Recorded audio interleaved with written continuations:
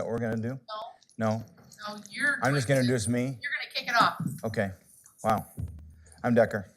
All right, Lauren. Well, we changed up the format. You know, usually you're sitting in rows and you might be with people you know, and today you're going to be a little uncomfortable by design. So you're with people maybe that you don't work with regularly, or people you might not work with at all, or know that they're late, like Polly coming in this door right now. Oh, you were here? Yeah. Oh, you're supposed to be here? Get my bacon. Okay.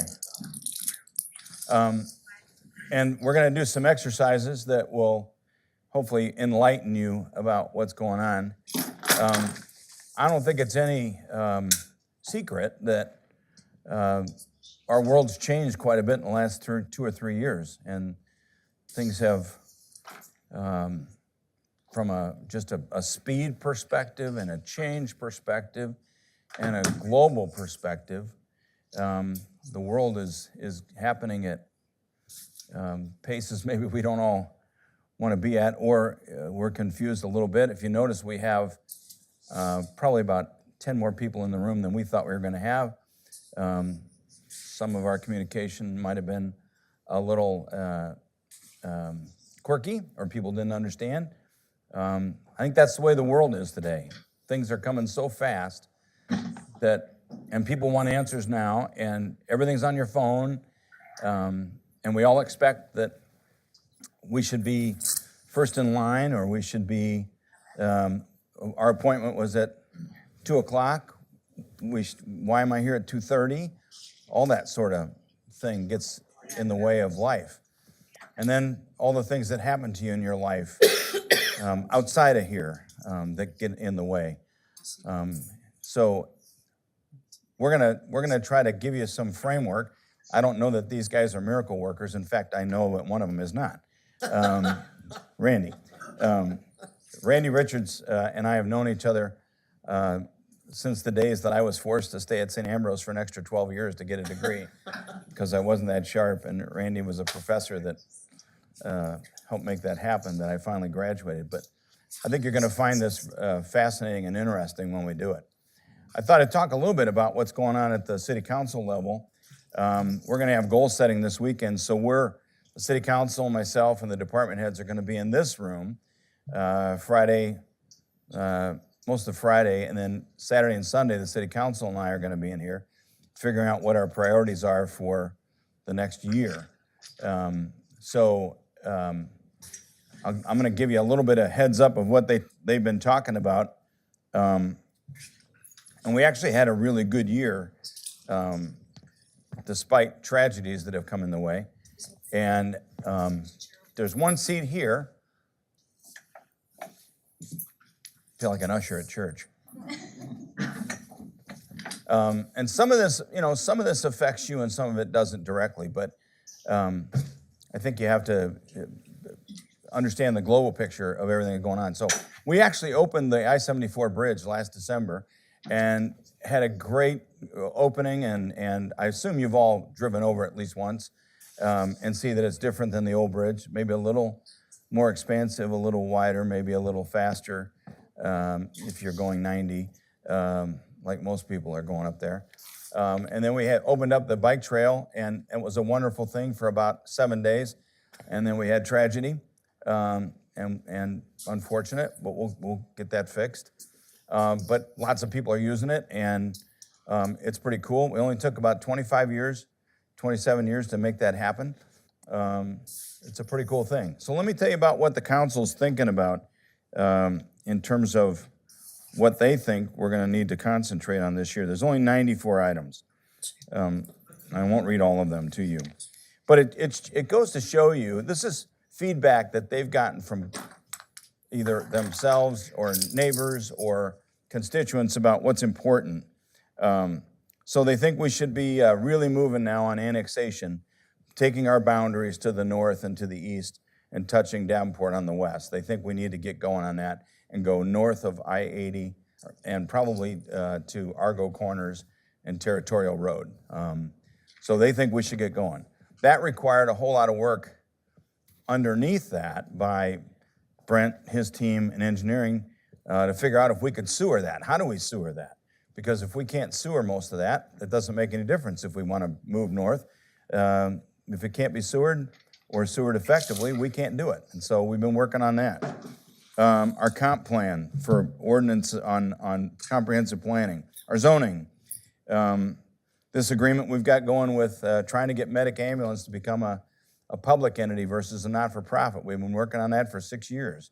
That'll likely happen. I see Scott County finally passed a resolution the other night saying that they'll take it over. We'll see how that works. Splash pads, we're talking about splash pads, the pool, a park and rec master plan, a safer grant for 6 firefighters. We've applied 3 years in a row for more firefighters to the federal government under a safer grant, and we've been denied 3 times. So either we're doing something wrong or we got a shitty federal government. Who votes for a shitty federal government? I will. Okay. So we're working on that. They want a riverfront land acquisition. They want us to move further up north and further east. Community center, what are we going to do with that? The mayor's got a crazy-ass idea that we should do a port development strategy. Let's stay with that's a crazy idea. We don't have a port, but he wants to make a port somewhere. These are all things that people have talked to them about. Stormwater detention, our elevator at the I-74 bridge. When we started to plan that elevator, I think we were at $1.8 million. Today we're at $4.2 million. We haven't even got it. We've got it designed. We don't have it constructed yet. Hopefully we're going to bid it January. Am I right, Brent? Somewhere in there? February. By the time we bid this thing, I'm not sure we can afford it. A city facilities master plan. We all know, just look at this. We all know that we have now many more employees than we have space. Every building pretty much has now reached its peak, and we're growing as an organization. What are we going to do with that? All of the vehicles that we have sitting outside at the maintenance center, we'd like to get those inside. So all those kinds of things. Duck Creek Plaza, figuring out what's going to happen there.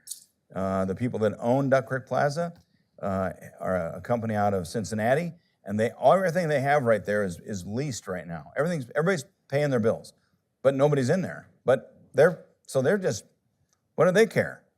Everybody's paying their leases. Schnucks is still paying their lease. So how do we affect that when the people who own it are still making money? A master plan for city services and staffing for the next 20 years. All the work that we're doing with our city attorney, should we get an assistant city attorney or another assistant city attorney? The expansion of TBK Bank Sports Complex and all that's going to bring us and landscaping plans and road plans for out there. Another hotel out there. Rental inspection, understanding if we're going to have to do more work in the rental inspection area. For our parks, all of the parks need an upgrade. We've got equipment that is now woefully old, and we've got stuff to do with all that. Our cybersecurity policy and what's going on with that. I mean, we all know what cybersecurity means, but it's big business for us. Quiet zones, because of the railroad's going to add now 21 trains a day coming through here versus the current 7, and dealing with all of that. And can we create quiet zones or overpasses? We're working on that. Social media policy. Here's one that somebody brought up, and I'm not quite happy about it. City succession plan for when Decker leaves. Apparently somebody thinks I'm leaving quicker than I thought. Although I am getting old. Pardon me? You don't have to. All right, thank you. I appreciate that. Regional opportunities with our colleagues in Moline and Davenport as we touch each other's borders. Tree policy and plantings. Jason loves that. Here's a crazy one. After Davenport did theirs, State Street and Grant Street, two-way traffic. Let's put everything together. Well, good morning, Chris. Sorry I'm late. How are you? I-80, and everything that's going to happen at I-80 in Middle, that interchange now has been funded, and in 2025, we're going to start construction on the interstate. The whole interchange is going to be brand new, which is going to be awesome. Hey, by the way, who were the firefighters up at 4:45 driving by my house? I want their names. Damn it, woke me up. Here's one you'll all love, backyard chickens. Apparently some people want to have backyard chickens, and they're talking to council about that. That could be the end of my employment. Not fond of chickens or backyards.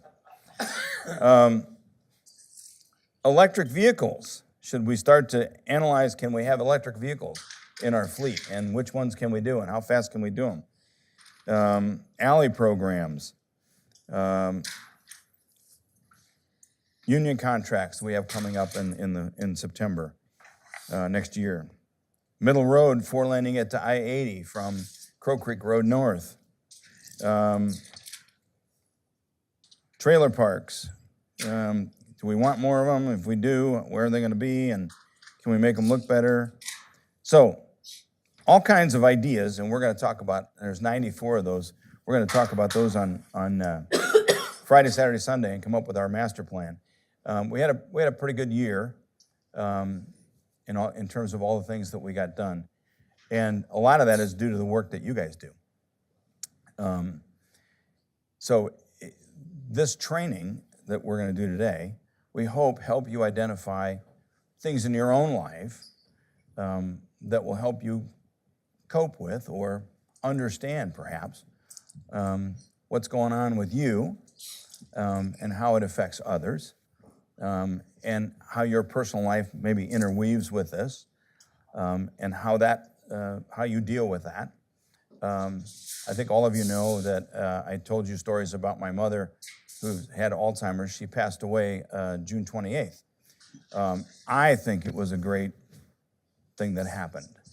My mother would not have wanted to be in the condition that she was in. I'm the oldest of her 10 children.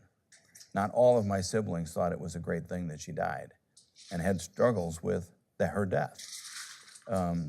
We had struggles in our family over how she was going to be buried, because Mom had told me that she wanted to be cremated, and my brothers and sisters didn't necessarily agree with that. So all of that happened, and then, of course, to top that off, everybody who went to the funeral, we all got COVID a week later. From the funeral, and I struggled. I had eight days I was away from work, which for me, it's the longest I've ever been away from this environment in 48 years. And no offense, but I really didn't care to come to work. I felt that crappy.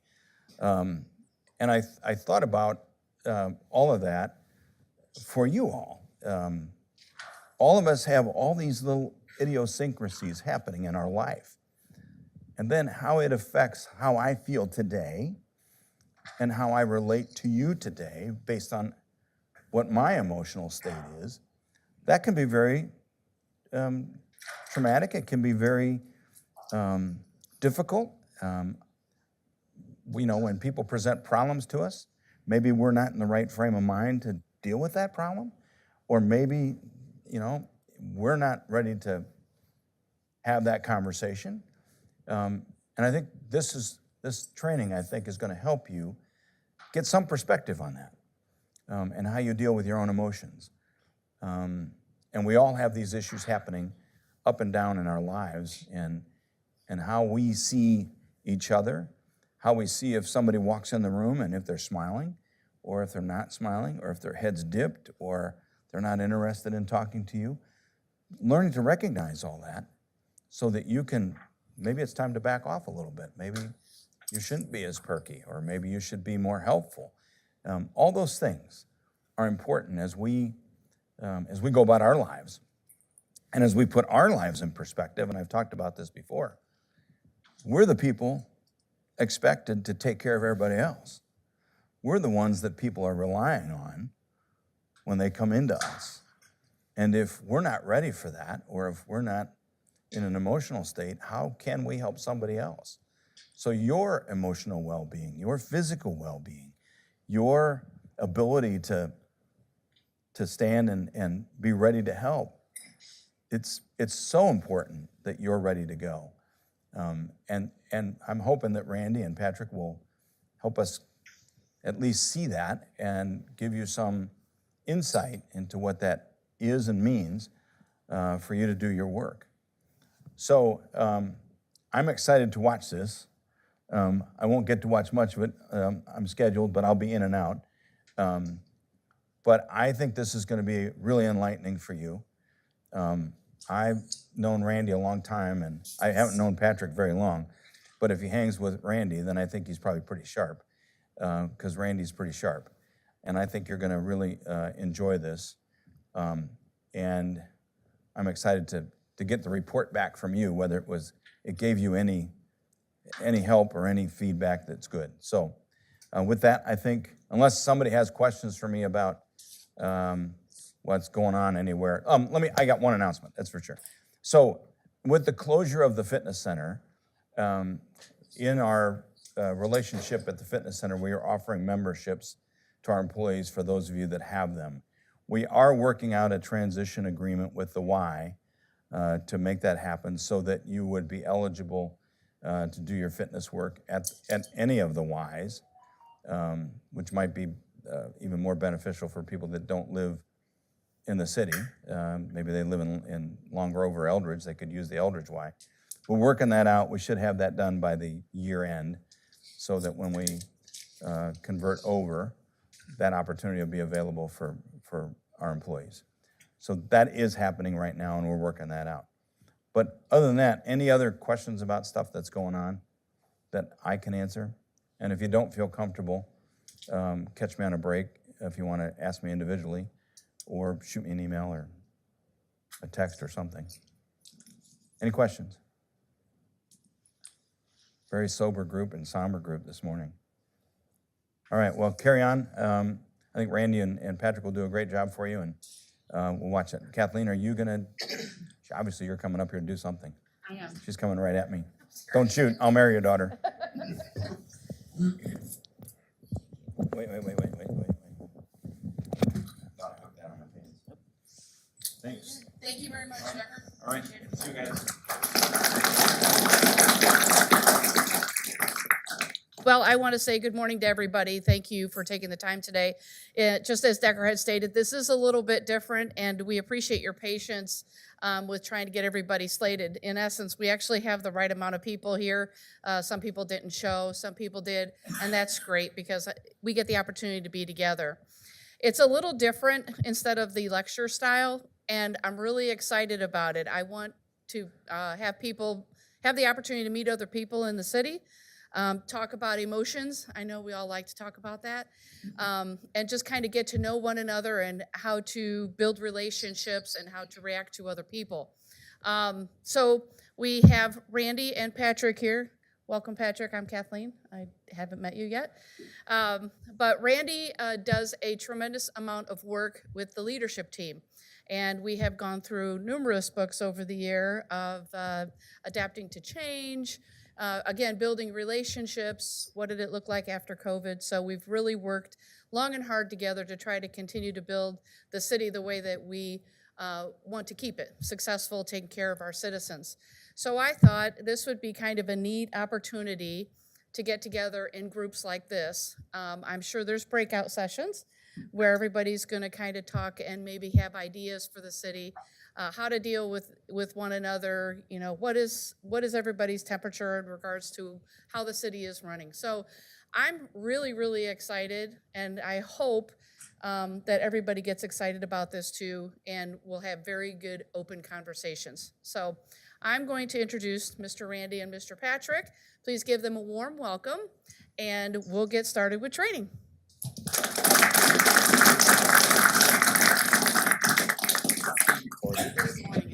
Oh, okay, so I have to have this, okay. Yeah, clip that. Good morning, everyone. Some of you I know. Some of us have been working together for 6 years now. Others, this is brand new. I'm smart enough not to lecture, okay? So you're in these groups because you're going to have to do the work, okay? In my time at St. Ambrose, I was known as the laziest professor at St. Ambrose because I barely did anything, all right? So I offloaded everything to the people at these small groups. Patrick and I were colleagues at St. Ambrose together. We're now colleagues in other enterprises together. There are 3 exercises you'll be engaged in today, okay, at your tables. We'll ask you to do something as individuals, to think about things, reflect on things as individuals. Then you'll share that with the people at the table, and then you'll report out what you learned in the process of that sharing and that exchange. And then we'll look at that as a large group. So we're going to do that 3 times. So basically, our job is to help you get that out on the table for yourselves, and then share it for the large group overall. So that's what we're here to do. And we're here to develop, because we put you in these groups, some understanding of what you go through in different departments, right? So we all live in webs of interdependent relationships. Decker was talking about that. In order for us to be successful in these webs of interdependent relationships with employees, with the council, with the citizens, with others, we have to have a higher level of self-awareness about ourselves, our emotional state, and the effect of the way that we behave on others. That's the new reality, and we want to try to get you to do that. All right, so not going to spend a lot of time on us. We're going to spend a lot of time on you. So the first exercise is, if you'll take out this sheet, okay, and look at it. There's a lot of ways to slice the sausage on the emotional stuff. So this one is the Plutzkin flower color wheel. They call it the color wheel. Just take a moment, look at it. You'll also notice now you have a bag of balloons, all right? And you'll also notice that the bag of balloons should match the colors on the wheel, all right? Some of you are now beginning to think, what is the connection between the colors of the balloons and the colors on the wheel, all right? So you're going to have to blow into a balloon. For those of you in the police department, you're familiar with people blowing into things to see what happens. So here, we're going to blow into these balloons, and each balloon is colored to represent the emotion from the wheel. Yes? So far, so good? Okay, good. All right. English common law, silence means consent. So I guess that means okay. I want you to think about your jobs and what happens on the job in your area. And I want you to blow the balloon up to the level that that emotion is typically present in your area, that you've experienced, both yourself and the people around you. This is what I see around me in where I work. So if joy, one of the things on there is joy or happiness, if that's really big, then blow the balloon up really big. If it's not so big, blow it up less, right? So your job is to blow up these balloons to the level that you think represents the degree of emotion that you're having in and around you at work. You'll then have 8 balloons in front of you. There are what, 8 people at each table? There'll be 64 balloons on the table in front of you. Your job is to explain to the people at the table with you why you blew these balloons up in this way and what's going on. Okay? Questions? No questions? They're waiting to talk. Pretty, I know it. I can feel pretty it. clear, all right? Well, first, they have to look at that, and then they have to blow balloons up, and then they can talk. So, time to get blowing. Look at the chart, match the balloons up, blow the balloons to the level that you think represents the degree of emotion represented by that color. And this should take about half an hour, 35 minutes, maybe a little more. Patrick and I are going to circulate, answer questions, help you get stuff going. It's Up to you. Blow the balloons up. Get the 8 balloons in front of you and begin talking about how come you've blown these balloons up like this. Go. Go, go, go.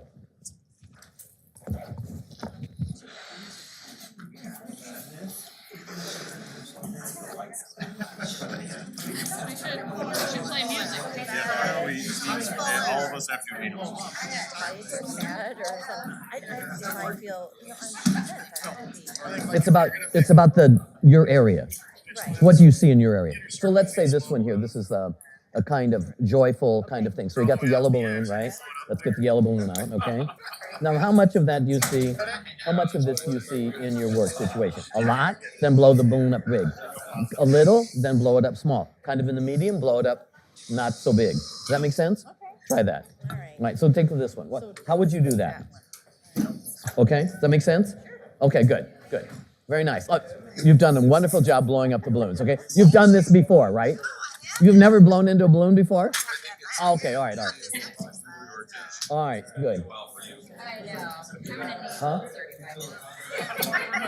I'm sorry, I'm sorry.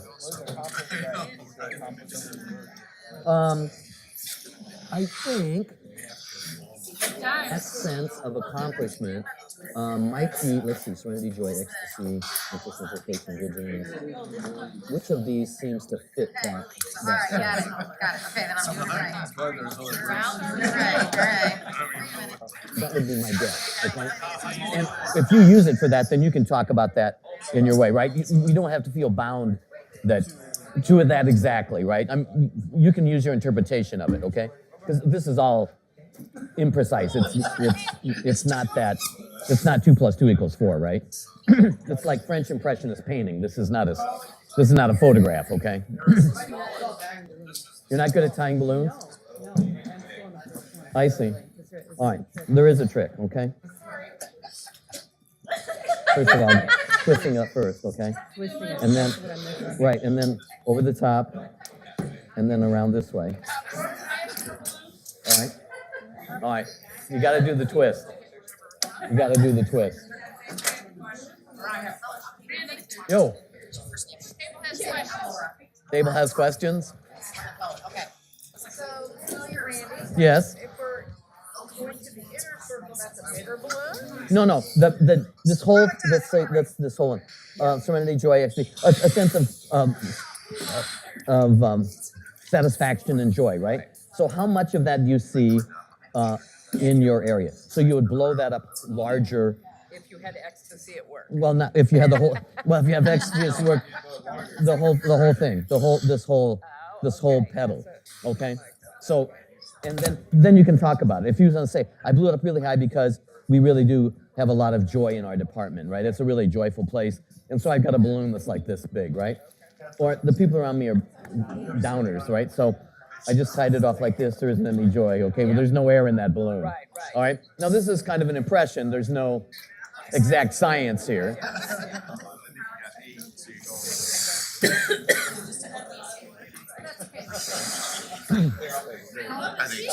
You go, girl.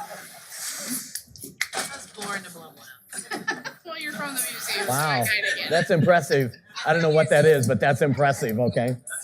Good. All right, there you go. Okay, I like that. All right, good. Good.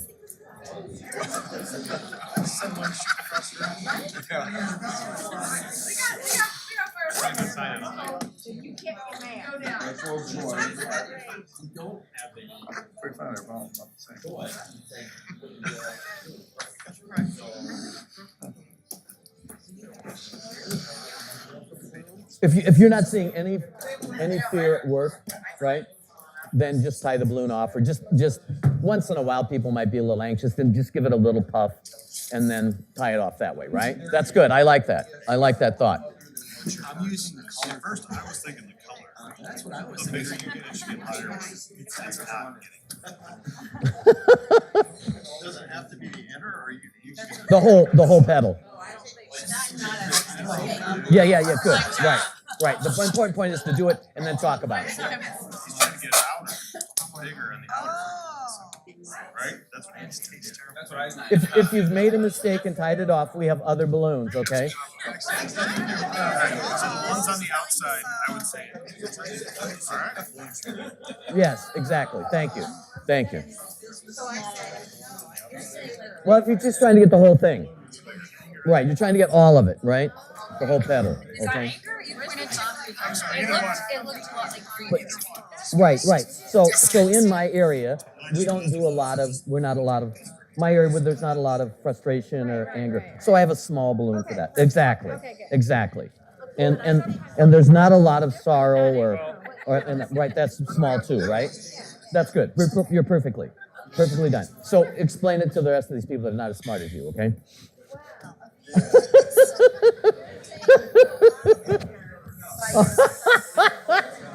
This is exactly what I was hoping for. It's perfect, okay?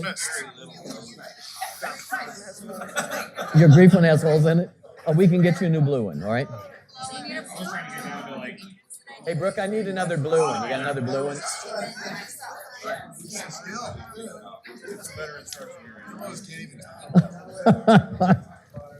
Here we go. Thank you. How's that? Great, thank you. You're welcome.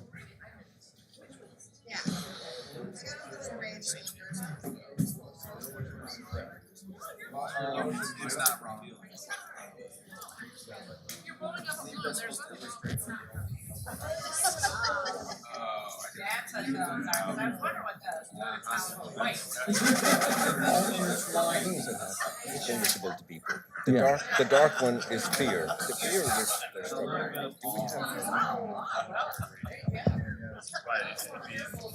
You had to do a contact with me. I see, okay. Uh-huh, okay. They are. Let's use the dark.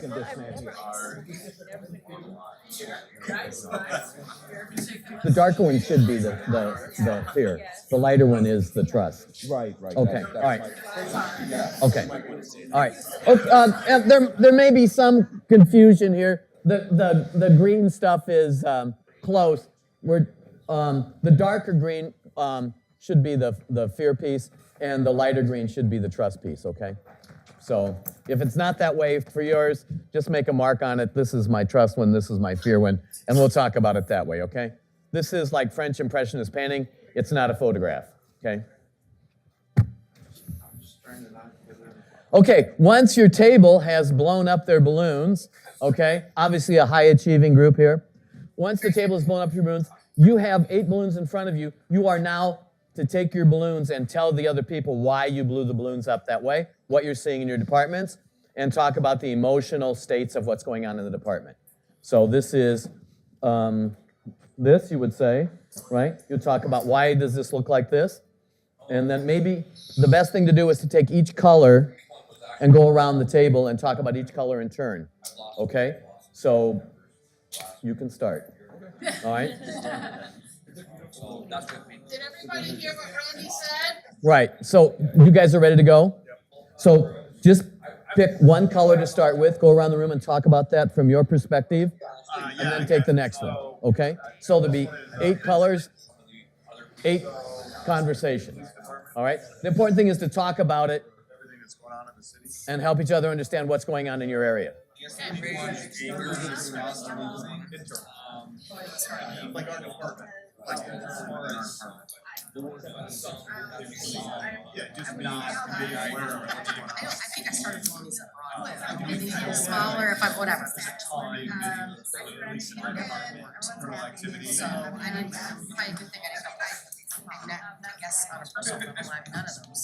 So I'm like, yeah, themselves, I'm sure there's some discussed. But for me, I don't have to. I think I went backwards too. Oh, good, okay, good. Yeah, that's exactly. Because everybody's on the same page. What's going on in the city. Same, not a whole lot, public works. So, I mean, I think that there is They're self-aware as far as what they've got going on. How it affects them. daily.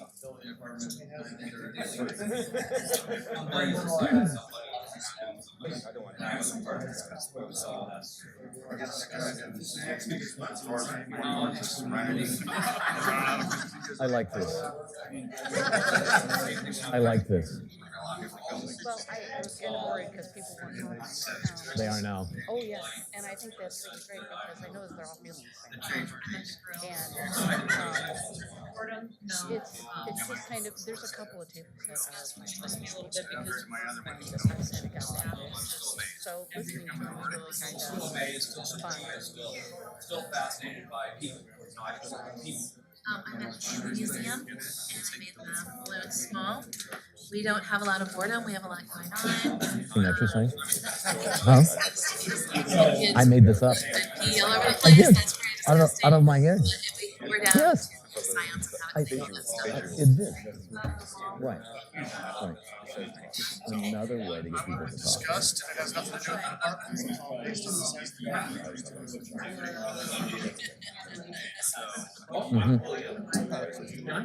Right. Right. Exactly. Yeah. So I'm more interested in the smallest. So, pour out a little bit, street department, because like, so many bottles. Discussed, nah, not really. It's nice. A little bigger for you, so that's really small.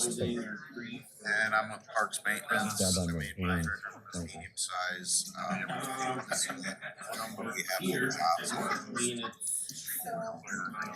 kind of getting probably to certain. You fix this, I do this. We don't really have any disgust or holding at home. One of the things that we're gonna do Everything's after kind of different. they're done is we're gonna take the colored balloons and we'll put them in the middle of the pit and different colors. So this is what it's happening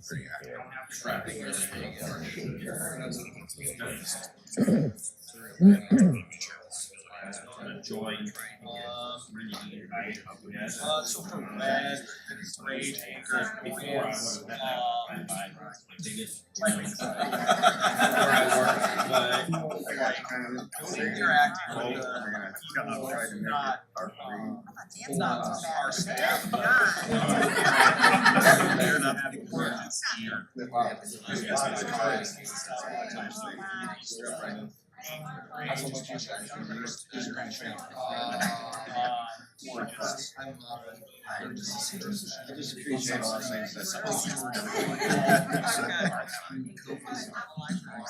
Not a whole ton. I do. but, I do.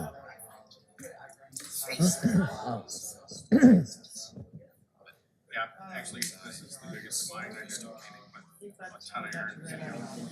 This was supposed to be the biggest, because I trust our guys. They make great decisions on scene, they make great decisions off scene or on a day-to-day operation. The position I'm in now, I've learned to actually trust their administration. Because you don't know what they're truly thinking.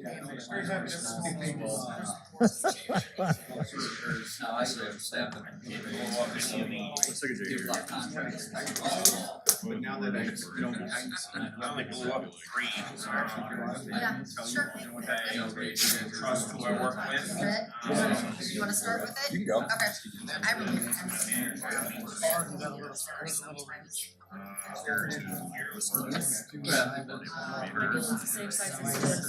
Otherwise, I really don't have a lot of rage or anger. I definitely don't have. Yes, sometimes annoyed. I don't want to say rage, but there's just anger when something's not showing up, because it all falls on me all the time. And it's annoying to my other staff because they're like, can we get this? And I get pulled away from it. Stuff finds out where I love being around them. They make my day. And that's what it's like in the city for each of these colors. And then that'll be a point of conversation too. What does that tell us about the environment for the city overall? What does that say about us? So I didn't. It's really the only range of anger that we see are customers coming at us with these problems, and it's just us having to deal with that, kind of bringing the temperature down. This is pretty good. They just Yeah, they yeah. just evolve. Yeah. Yeah. I think a lot of these guys, the guys in the, associates are streets and sewers or something else, right? And so they're probably not used to doing this, although they seem to be doing a pretty good job. And they're in, they might be intimidated by the Everybody's way. Right. The hierarchy. So they love But us. it's breaking down. Snowfall, same thing. Yep. And they get to know something about each other then too, and their frustrations or the difficulties Yeah, in so their department. So they have We a don't better necessarily sense have of the great. city overall. Wouldn't that be nice if we had that where we were? Oh, yeah. It would have been. Kids run into a lot of different departments. My department. Mhm. My department. Right. There's no challenge. There's the mood. Mhm. It's like we're building X-ray. Oh, this is, we're going to, we can go to 11 3, so this is going to take a while. No, this is a good exercise. Outside for Yeah, we got 3 exercises. This is going to, I think this will take an hour. My plan was for this to take an hour, maybe a little more. You're doing each group for 15 hours. I'm doing each group, I'm doing 5 groups, 3 hours, the exact same thing. But there's different groups. Retired and everyone's like, come on, now you're so old. But I feel this year. That's it. Some of those things are a little bit annoying, but it's all your smart. Serenity, joy, acceptance. Yes, I guess I don't really feel ecstasy other than,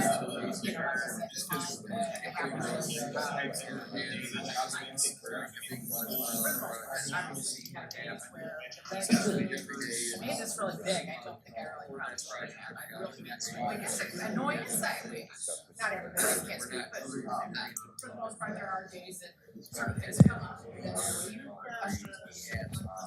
Co-workers, but not too much. That's right. Not too much. Really, luckily. Probably should have been. Orange, interested. I've been there a long time, and I still have questions. I don't know. Work with another department to try to figure out. You have a lot of interest in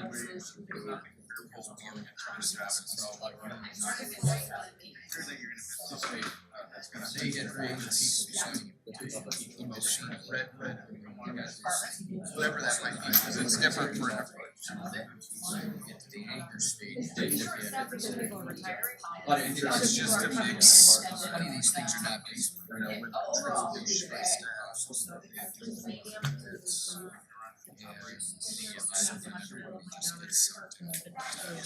The problem is that it's the same Once you're recovering, you know, That's true. I had 2 hip replacements.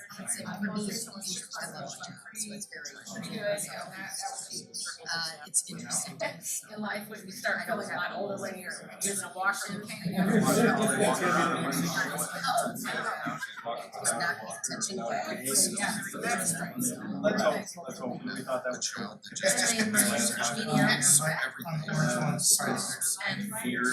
kind of read it as interest in, I guess, your job, and I feel like we have a lot of interest.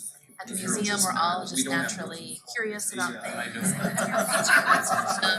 to encourage creativity and curiosity in children, and I think our staff just in general has that. Super big. I was all the way out to optimism, but hitting interest, anticipation, everything across the board.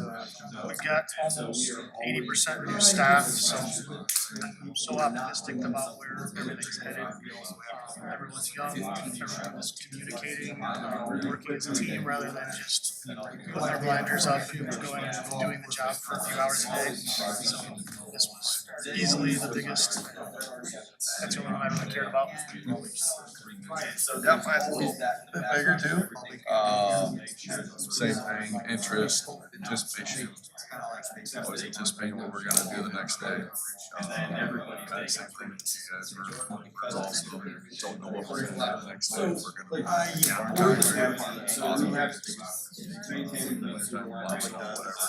so it's kind of interesting too that way. Yeah, same thing. This is probably one of our biggest ones. There's always something to be done. I did say things get a little bit boring and monotonous, but every day is different. There's 26 parks. There's stuff going on down here by 74 with the urban park. Portsmouth Park has changed in the flex area. So obviously, we have a lot of interest in all that. How the next years transpire. It's gonna be pretty cool. So you can't even tell. Yellow, so Serenity, Joy, I guess, you can be at the station and browse a lot last place. And then also like Serenity, you have to kind of accept that not all of the calls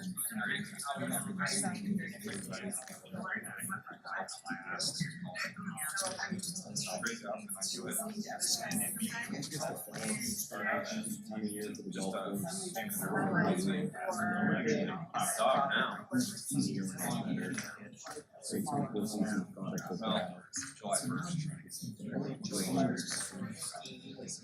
I worked in maintenance for 3 years. Building maintenance prior to that. I can hire consultants. It's been fun. It's been great. Find somebody to do it. Everybody I work with. City services. Starting next month. Yeah. Guy's name is.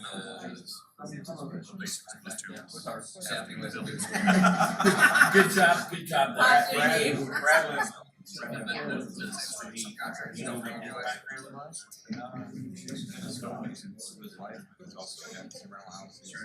a lot of maintenance and stuff like that on the side. I've just got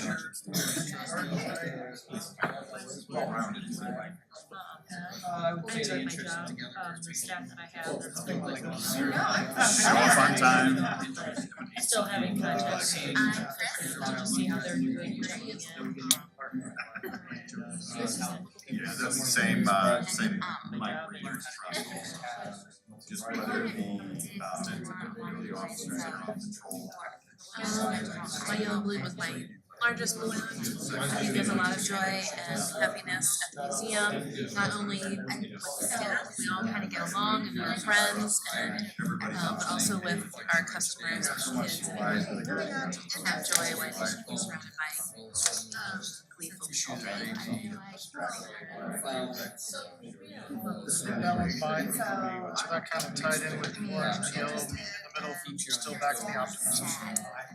Everything I said last time.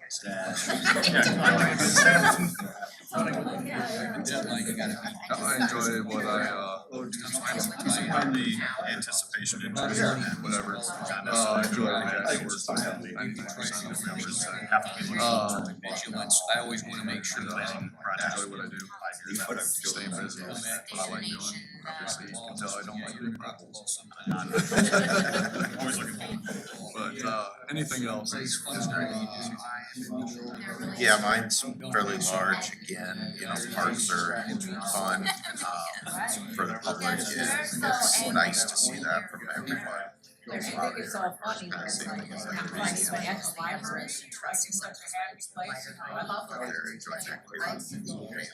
Oh, wait, I was like jumping ahead already, didn't even do that. Those things are obviously very important for the last 3 years or so, COVID and stuff. People get out and about still. People thought they probably couldn't or shouldn't, but that was important for us.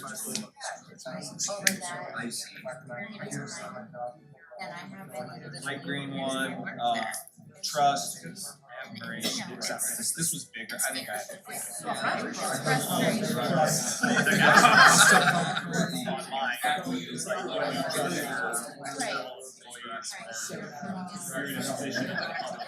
But at the same time, I love that they're so excited and happy.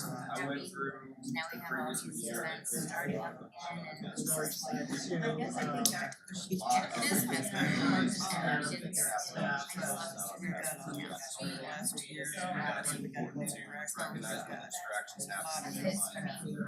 I just love to see I don't feel most of these things.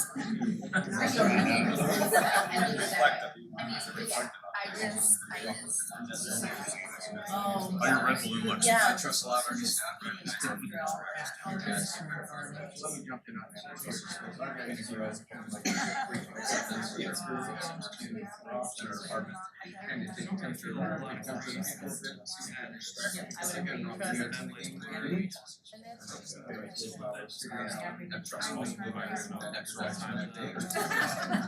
just interesting. I'm new, your addition, so just kind of seeing how it all works out.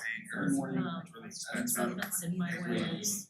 Sometimes I just go into work and have a chance to actually like excited. It's like just accept what's going on. It's what it is. I said I get myself somebody do enjoy my job. They just are here. Something out of I do the best I can to help my staff out there and our customers. There's quite a bit of trust around. Mine is large balloons, and you know we've had a lot of downsizing at the museum. We've had several people retire and have to fill their position once they've left. So our staff is quite a bit smaller, and so there's a lot of trust and teamwork that we have to do on a daily basis just to make sure that everything's running. We have a lot of staff that's been there a long time, and I mean there's a lot of communication where we don't even talk to each other about certain things. We just know that that person's gonna do that, and I'm gonna do this, and we're gonna get the job done.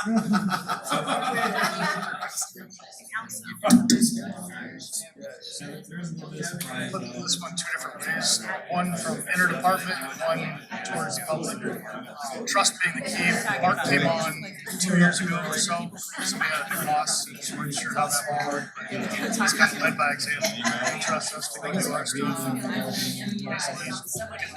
To say his favorite job is done. His favorite work is done. Get it done. And if something goes wrong, we'll figure out afterwards.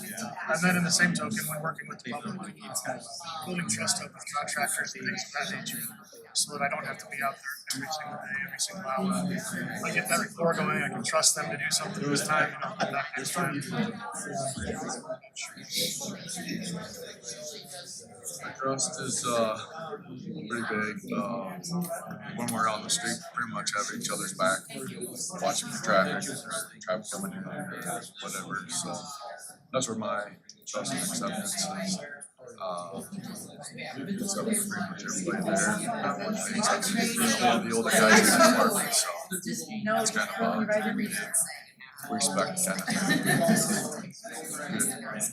Yeah, my green one's fairly large. I'm somewhat new to the parks maintenance, 3 years. I feel like when I came in, my guys wanted a bunch of trust and acceptance where they hadn't been given before. So I just try to be there for them and listen to people and, have it be a good environment. That way we can get a work done together instead of just a bunch of individuals.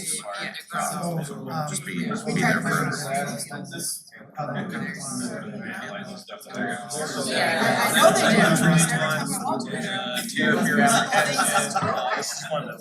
You're the guy. There's, on the personal side, I mean, you can definitely put yourself into a bad spot where you can have personal fear, but as far as interacting with the public, it's, anyone wants to be in a bad situation if they're in, you get there, there's a lot of apprehension, because they're potentially getting bad news medically, there's emergency situations, so reality, I guess. And I have the fear one is, things that kind of put together.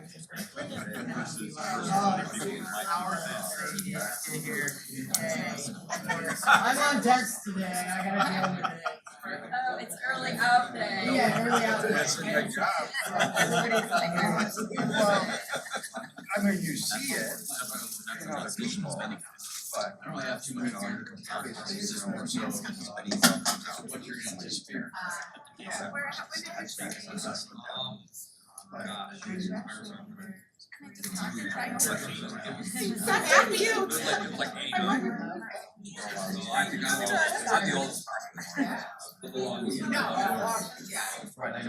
Max is my son. I know that I'm the longest employee.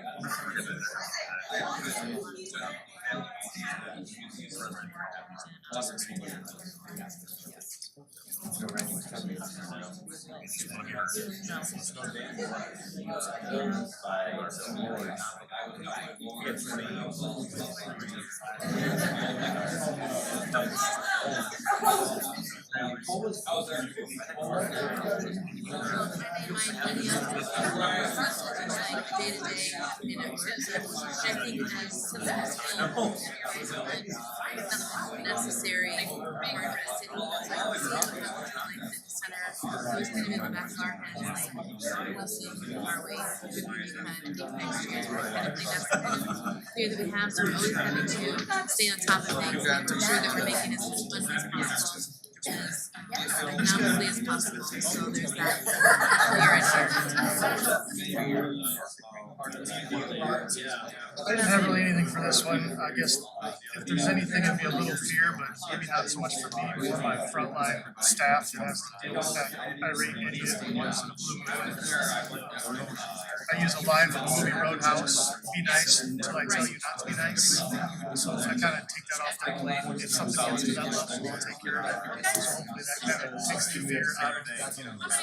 I've always told them to walk away from any 6 big garbage bags. situation Oh, I just where grabbed you're not gonna be able to there hasn't prevailed, so I don't really have it.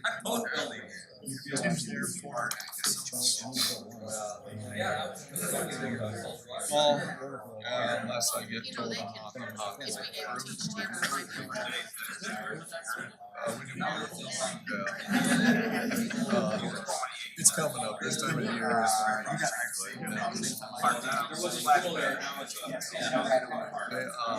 There's other stuff. Street sweeper, that's all. That's not very fun.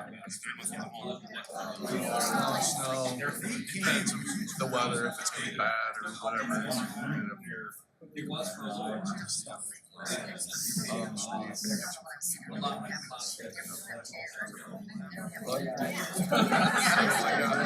guess it should have been. Was there fear yesterday? Thinking you're gonna have to plow yesterday? So that's coming to them like. Yeah, my fear and terror is fairly low. Otherwise, I'm Most of the parks is fun and active, but then again, we do run into things where somebody will get hurt. Unfortunate incident on the trail at the bridge. So we do deal with that every so often, but it's very rare. Unfortunate when it does happen. That's the kind of thing that it may not happen. When it does, the intensity of it is really high. That's the kind of, not very often, but when it does, it really, Once the or intensity twice. is. That is. Once or twice a year, but it's 99%.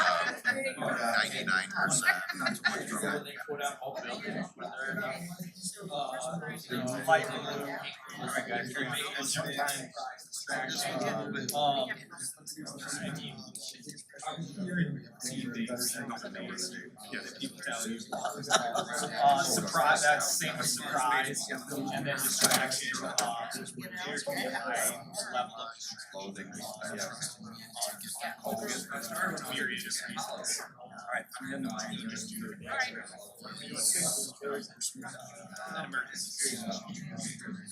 Poster and t-shirt. I think there's never any.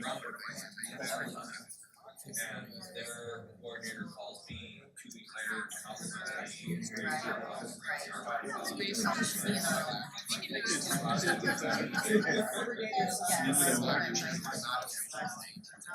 I will, one correction, I'm not the oldest person in the board. I thought it was. I bring back.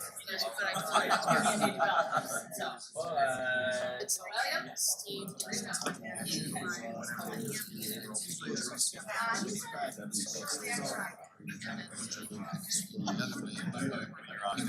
You're really high. My face is spinning. That's just a personal problem of mine that I have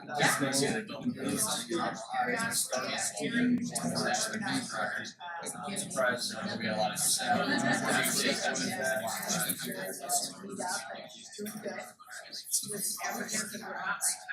it's kind of a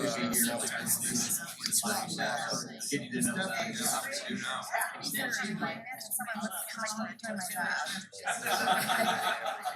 No adjustment period. She's like, this is great. So that's nice. She's gonna be grandma soon, if not already.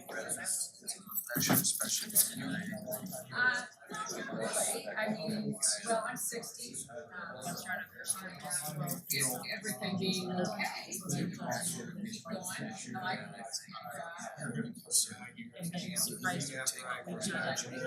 what do you mean? Why ask me?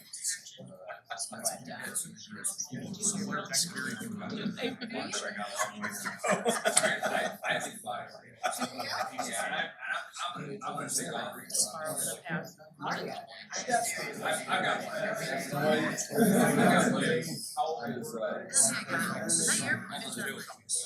It would be a large balloon if I had a balloon.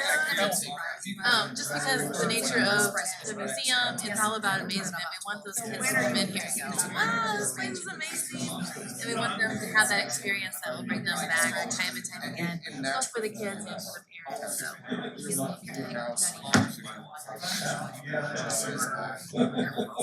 I'm at the biggest distraction ever. I think that's the world I live in. I'll come in every day with a plan of I'm doing this, and this.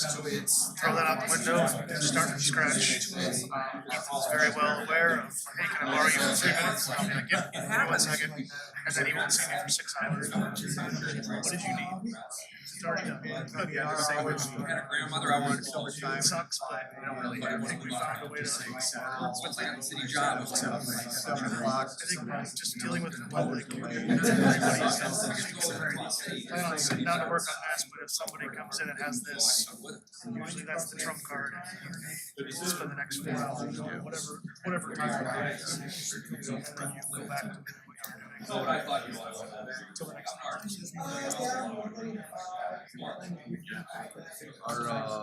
My surprise, when you think you see it all, you see something different. Like you have all your signage up around the street. Direct people going to one way, that's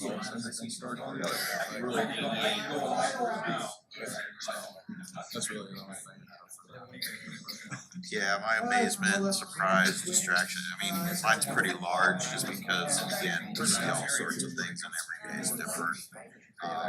Obviously, there's a little bit of an amazement factor with everything that's going on around 74, just the changes that are coming, so it's gonna be pretty cool.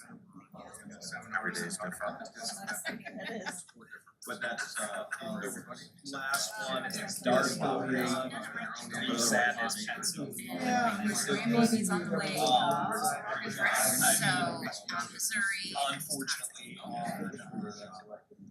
everyone's giving me on a basis right now. So it's just giving me not something to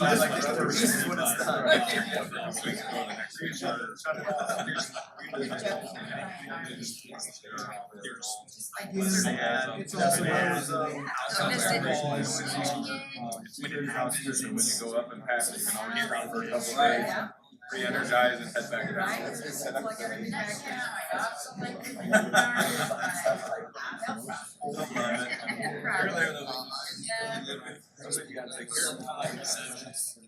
When it does happen, it's like,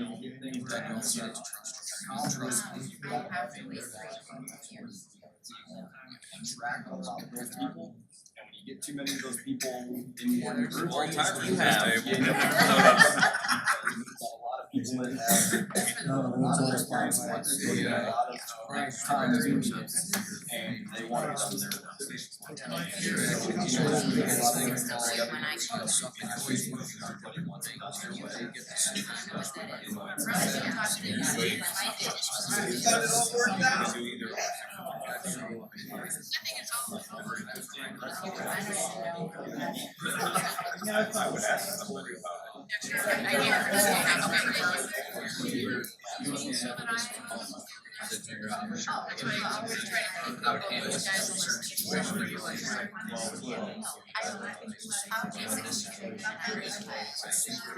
So you don't have the rule.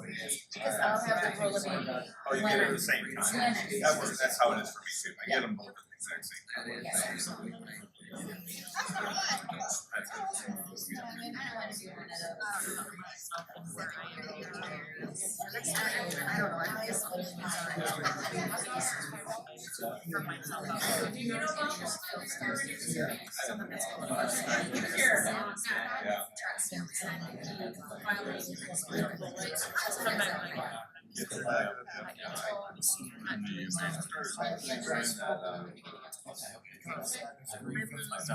we don't have a lot of sadness.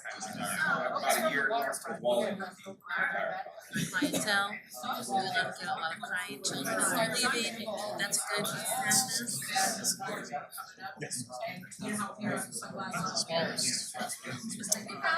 I don't really have any.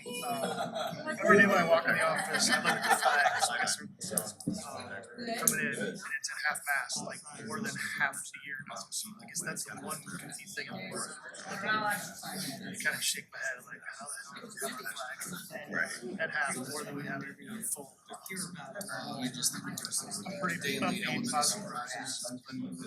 Not much can be. The weather, guys I work with, they have resources going on.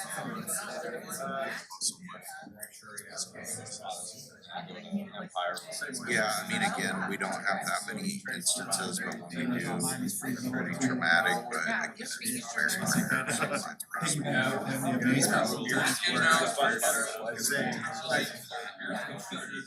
Alright, Okay, so now what you wanna do is to say, okay, what did you want to it's about what's going on in this? Here's what, so I'm just visual, okay? If you just look at this visually, what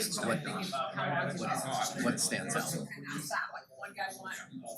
And based on your conversations too, right? So you have a conversation, and now you look at this visually, and you say, here's within this group, this is what stands out, right? So to me, looking at this, the pink thing is interesting, right? There's very little pink, except for this one, right? So that's interesting. I don't know what this is, I don't know what all those is, but if I'm looking at this, that's something I'd like to remark on. Also, the other thing that stands out is the light green, which is pretty big overall. I think that's a trust, if I recall correctly. Which it seems to me that there's a fairly high level of trust. Actually, if you look around the room, and we're gonna have an exercise where we dump these out in the hall so we can kind of see that. There's a lot of high levels of trust in the organization. Not everywhere, right? There's some smaller ones, right? But there's a lot. Then there's some that's not. So we'd want to know, okay, what might we do about that? So that's what I'm asking. Just based on your conversation and visually look at this, make some comment that we can share with the other groups, okay? Is that all right? That makes sense? Okay, good. Yeah, I'll take the lead here for a second, because I gotta make a phone call. A couple times I kind of, around our rings, seem to all have about the same amount of knowledge around That's probably not a good thing, but it's a real thing.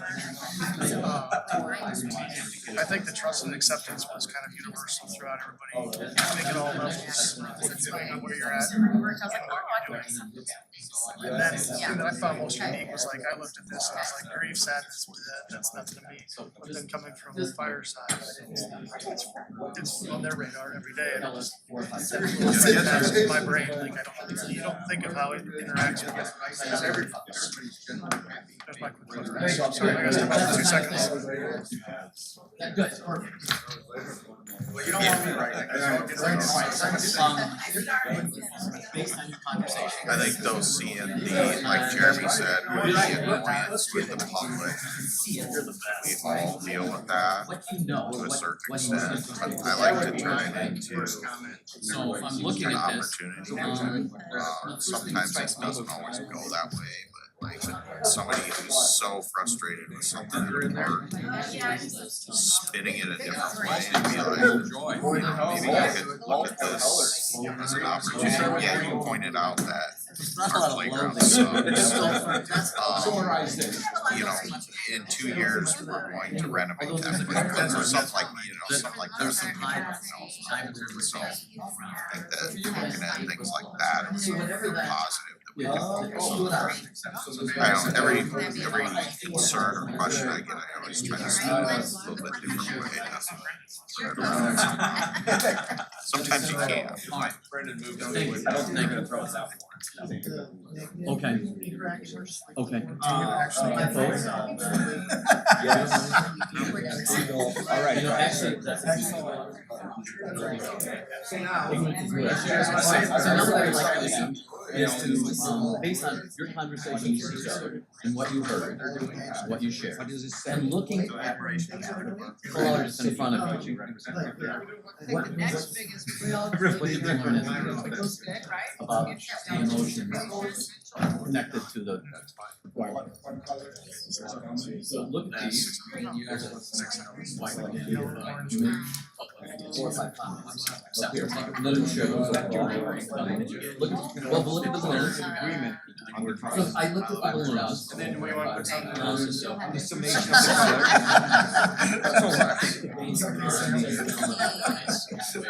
And your conversation. So you said, here's what I recall from the conversation. Looking at the balloons, that gives me some information too. So the frustration and anger in that, Oh, yeah. generally small, but we had a couple that were bigger, right? So generally, we were just doing a checkup.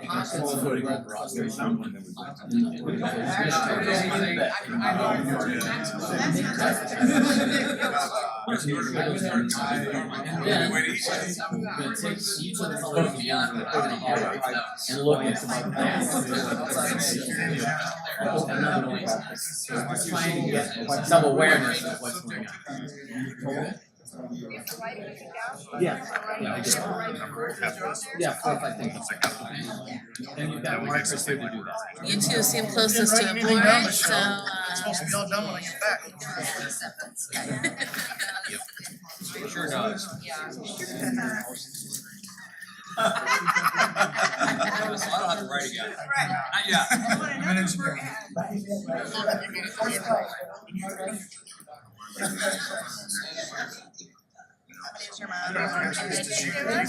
The trust and all that, and it's went on a curve like when you first started. You guys feel like you guys were all. You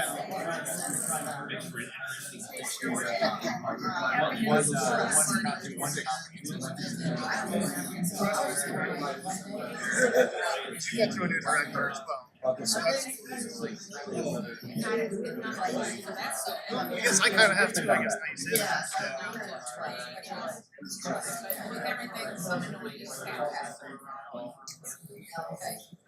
When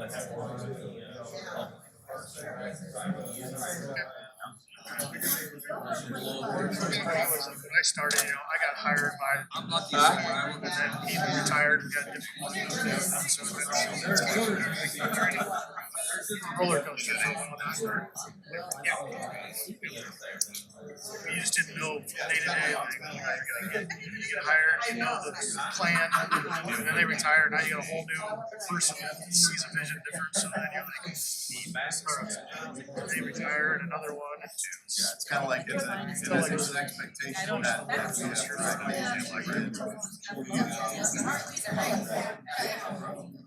we're going there to do something that we're gonna enjoy as a That was day one for me. That was day one. That's when I kind of started. I worked for I didn't start with I wasn't with the city then. I worked for the restoration company. So I was there with the fire department as the water's coming out of the lights. All right.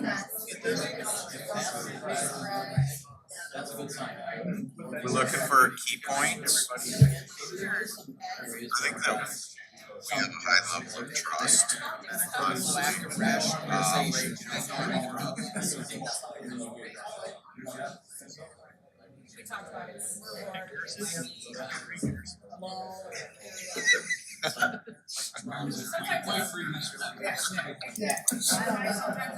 don't know how to make new word if I did right there. It's my job.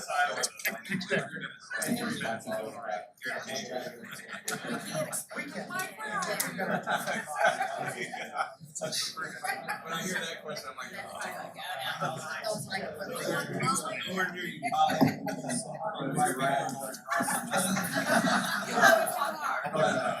just think it's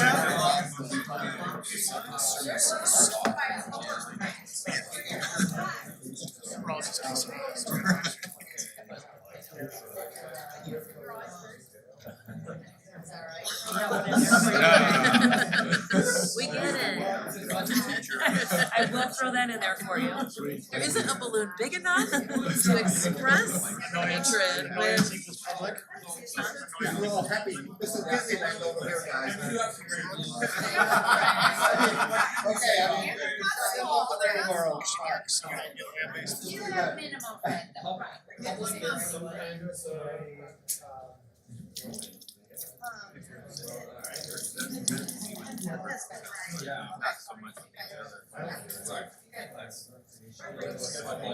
This doesn't affect your job, but then how different color.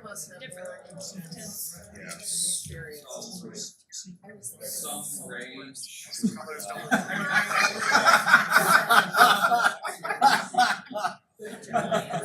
your sadness. There's always about having to work with Todd. That's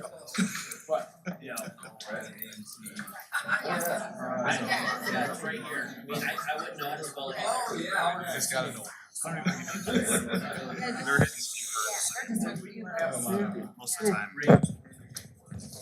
Yeah, he was four. Individual takes on all this money.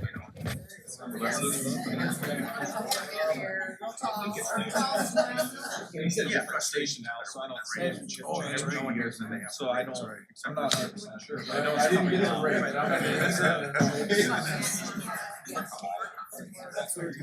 Yeah. No, Lori and Tom said they're on expectations. It's not intensive. Just put that five, done. Those are things Brady will ask you to make. Yeah. He just wants to see us. My thing is that we all are dealing with. Yeah. That made me think of another screen. That's how my shoulders started. Those are big. Sounds good.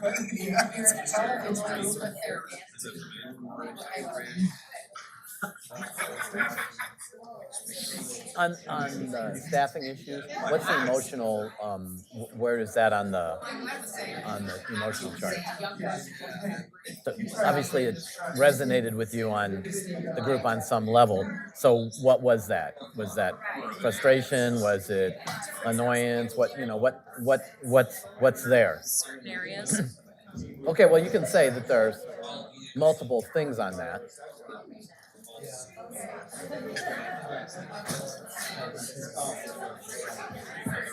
You did it on all cylinders.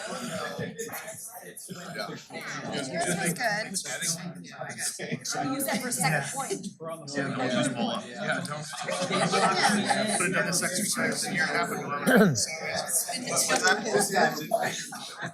Oh, yeah.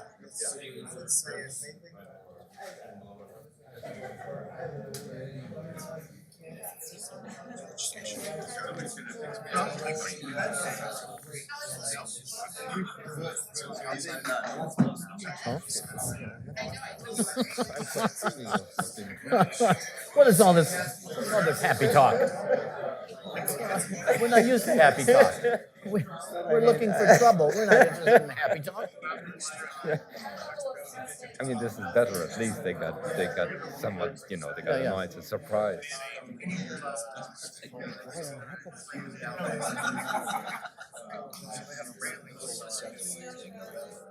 I will. I think we're.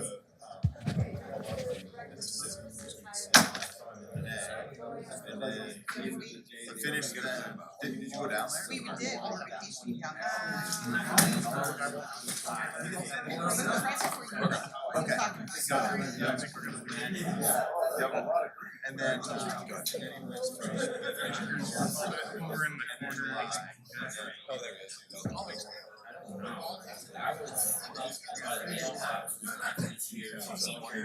Down there by the line and Like Tyson said, biggest Red Bull. You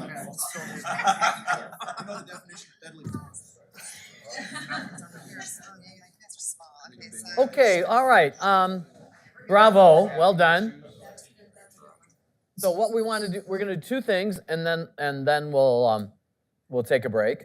The first thing we want to do is we want to go around and see what people posted, and the next thing we're going to do, so we have a visual representation of that, is we'll call out each color, and we're going to put them in the hallway out there, one color at a time, to get another visual impression of the emotional experiences that we've had. So all of this is to try to get you to think about the emotional experiences, both of yourself and the areas around you, in terms of your colleagues, in terms of the citizens and all that. So this is an impressionistic sort of thing. I think with emotions, we can't be precise, we can't be as specific as possible. It's a more an impressionistic thing. So we tried to figure out a way for an impression to be made, and I think colored balloons are as good as anything, all right? So we're gonna do that. So we'll have a sense of that as well. And then we'll take a break. So let's go around the room and say, at your table, what stood out from your conversation and what stood out from as you looked at the balloons in the back room there? Can somebody stand and talk about it back there, please? And if you like, you can introduce yourself so the people who didn't get the pleasure of your company now know who you are. Jeremy Salisbury, Police Department. Number one's pretty self-explanatory. Everybody appears happy. It's hard to read it from back here, so you have to tell us what it is. Everyone appears to be happy in their role, at least at our table. Discussion didn't go any different. Subjectivity is one that I found interesting. So we have firemen, we have sewer, we have custodial staff, and we have police at our table. So the idea of disgust is, like, for me, I won't go anywhere near a sewer. And some of the people at our table probably wouldn't want to be on some of the scenes that I'm on or the firemen are on. So that, to me, that's very interesting that each of these things had a different, subjectively had a different outlook. Number three, high level of coworker trust. I learned a little bit about Public Works and the trust that they have in their coworkers. I knew about fire department's trust and how they rely on each other. Records and custodial staff, they too have a level of trust with their coworkers. Number four, there's very little rage or anger. I think I was the highest representative of that. I'm the school resource officer. I deal with teenagers. So that's where I get a little annoyance and anger. And then boredom kind of has a range. We have records represented. I've done that job. I know there's a boredom in there. Fire department, while I think they have recliners, they're not bored. I don't know how that works. So, there you go. Thank you. Nicely done, thank you. Yeah, go. Justin Paul, also with the police department. We talked about the admiration that we have for the other departments, and I guess it's very similar, so I don't know if they copied off us or what, but it was kind of like, you know, some of us wouldn't want to deal with, 5-year-old kids or under 5 that are running around at the library as you're trying to kind of keep them contained. Be it working in the sewer department, doing IT stuff, but, or, out on the golf course. But it's just a matter of, just that admiration of how everybody working together creates the culture that we have here in the city. We talked about a high level of trust both in the department and in between the city departments, and how just from a standpoint of, if we need something, we can count on something being done. We've had situations within the police department, the one across the street with the barricaded individual. We didn't know if he had, actual child in there that he was threatening to kill. And we've got, Public Works coming out and putting up barricades to kind of block off the surrounding area. And it's just kind of like we say what we need and it gets done. And, the same we can talk about whether it be the fire department or IT. It's like, we're having issues with the computers, we call IT, and they take care of it. We also talked about a lot of, there's fear and the apprehension, and some of that's of the unknown, and whether it be,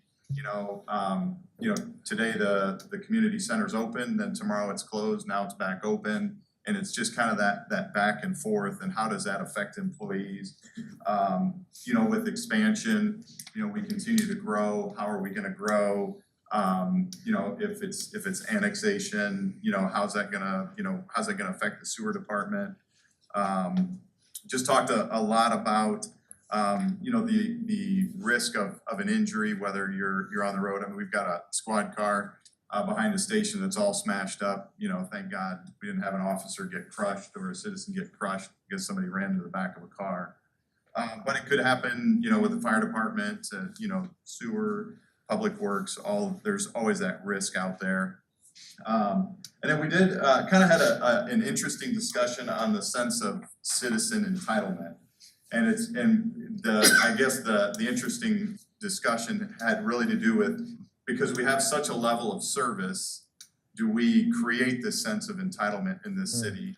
Because these are things we do, and we've maybe just always done that, whether it be the standard for how we're gonna have the streets clear, or the services that we provide at the museum and the library. Like, citizens expect that, and so at what point does it change? And we had that within, like, the police department. A simple example was we had a community service officer that she did all of our fingerprints. So if somebody needed their fingerprints taken because they were trying to get their teacher's license or medical license or whatever, they schedule an appointment with her. So that position, she retires, we don't replace it, but we still have citizens call and want their fingerprints. So we don't really have a spot for that. So we ended up, over time, it was like, all right, we're gonna do fingerprints, every 2 weeks, every month. And, we get people that are unhappy with that because they were set with a certain, level of service.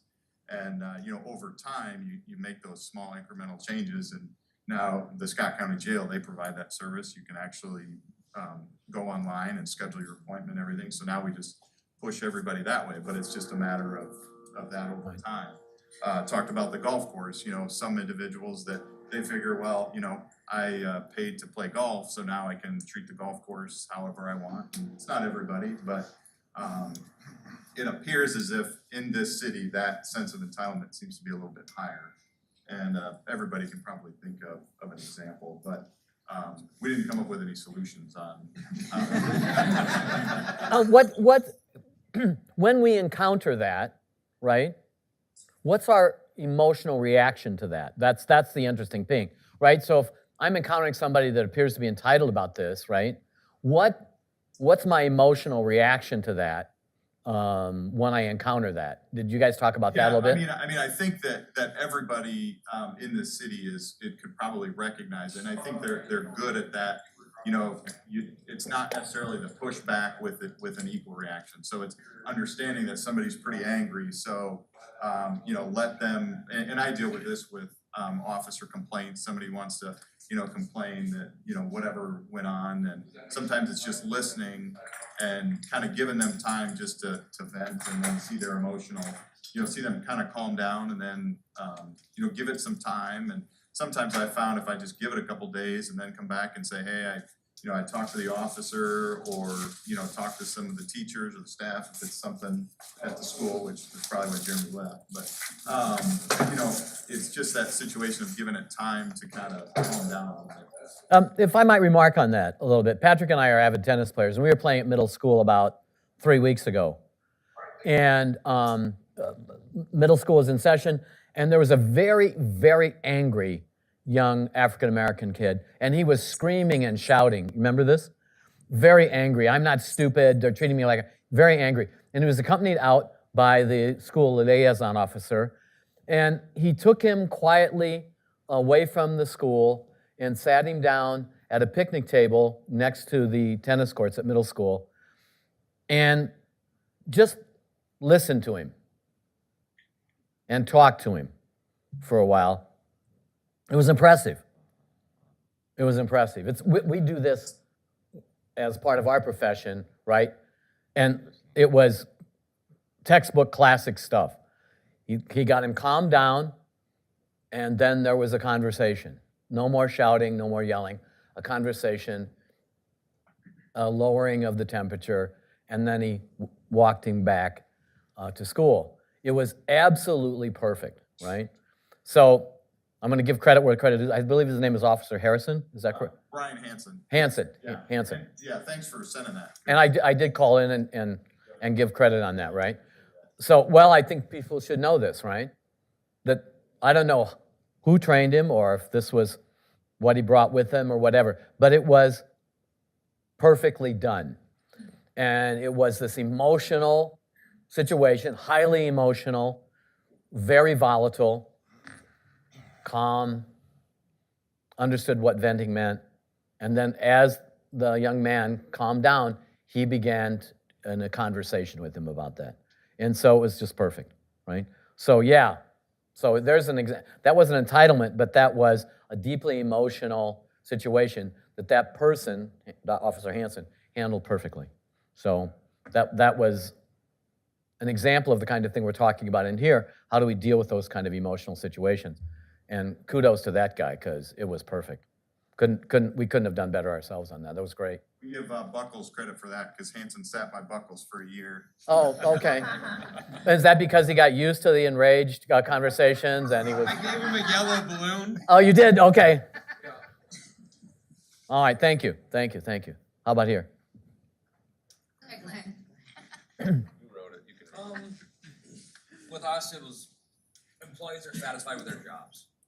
We all seem to be fairly happy with what we're doing with our jobs, with our workplace, with our city somewhat.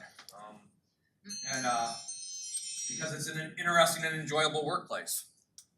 There's always something new, something to keep your level of boredom down. Moving right along.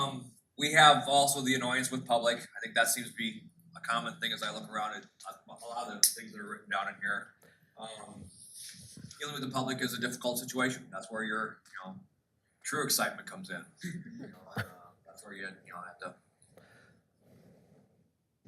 use your education to deal with that public in the best way you can. And we also seem to all had some level of personal grief that everyone seems to be dealing with. Yes. And I think it's like our table we kind of recognize that. Hopefully we recognize that in the public that we deal with. Everybody that we meet, everybody in this room, everybody we meet every day is carrying some kind of burden. all of us carry some kind of burden of suffering from our experience, right?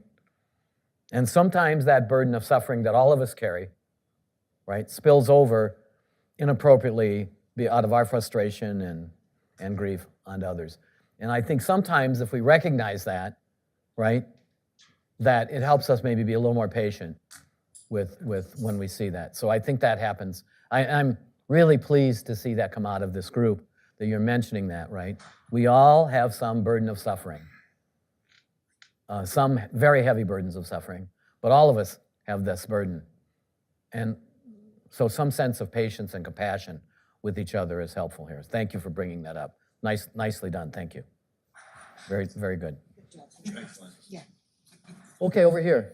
I'm Laura Southfellow, Storm Hugging out over here. Our first was trust. We all feel very comfortable and trust our coworkers. Our second biggest would be the interest and anticipation, because there's such a variety amongst everything we all do. We all do something a little bit different. Joy with our work in general.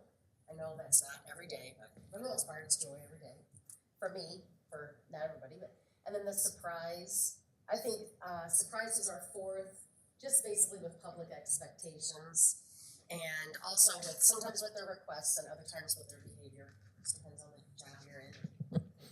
And fifth one would be annoyance, and this isn't with our coworkers. This is more with expectations from the general public, and that's our scope of that job. Thank you very much. Nicely done. Thank you. Go ahead, Patrick. I'd like to jump in. The expectation seems to be a theme, that expectations of public are increasing, according to you, sort of almost exponentially. And I'm wondering, does the city talk about that in a sort of ongoing way about, or even within departments, about what is the level of service we ought to be providing, we can provide, and that we ought to communicate somehow, directly or indirectly, to the public. Because if expectations get beyond capacity to deliver, we know where it goes, and you lead to more. Go ahead. I like where you're going with this, but the problem is there's no standard. Everybody knows somebody. Everybody's best friend works here. Everybody has a different situation. There's a lot of buddy goes on in Bettendorf. And the other problem is like Ruth Decker expressed earlier this morning, expansion. We want to expand. We want to go this, we want to go that way. We need to take care of our nucleus. We can't keep our nucleus happy at this point. Yet we're trying to spread our wings for more. Well, something's got to happen. Something's got to give, because we don't want to hire more people. We don't want to lower our service, but we want to make ourselves bigger. I don't understand. I think that's one of the biggest frustrations is public works, and I know we had talked here with this staffing issues already. I don't understand how it's supposed to counterbalance itself. Right, and there is, even in organizations, there is always this assumption, right? That growth is good. Growth is good. Right. Just like it's a given. Unquestioned, I mean. Yeah, that's a nice point, that it's you can unquestionable, tell right? from my And you were accent, saying, I'm wait a not minute, from here. there's But, some questions we have about that, right? But from other cultures, especially in Europe, I would point to Germany specifically. And German companies, they're very cautious about growth. As growth as the panacea or the ultimate goal. It's just in our culture.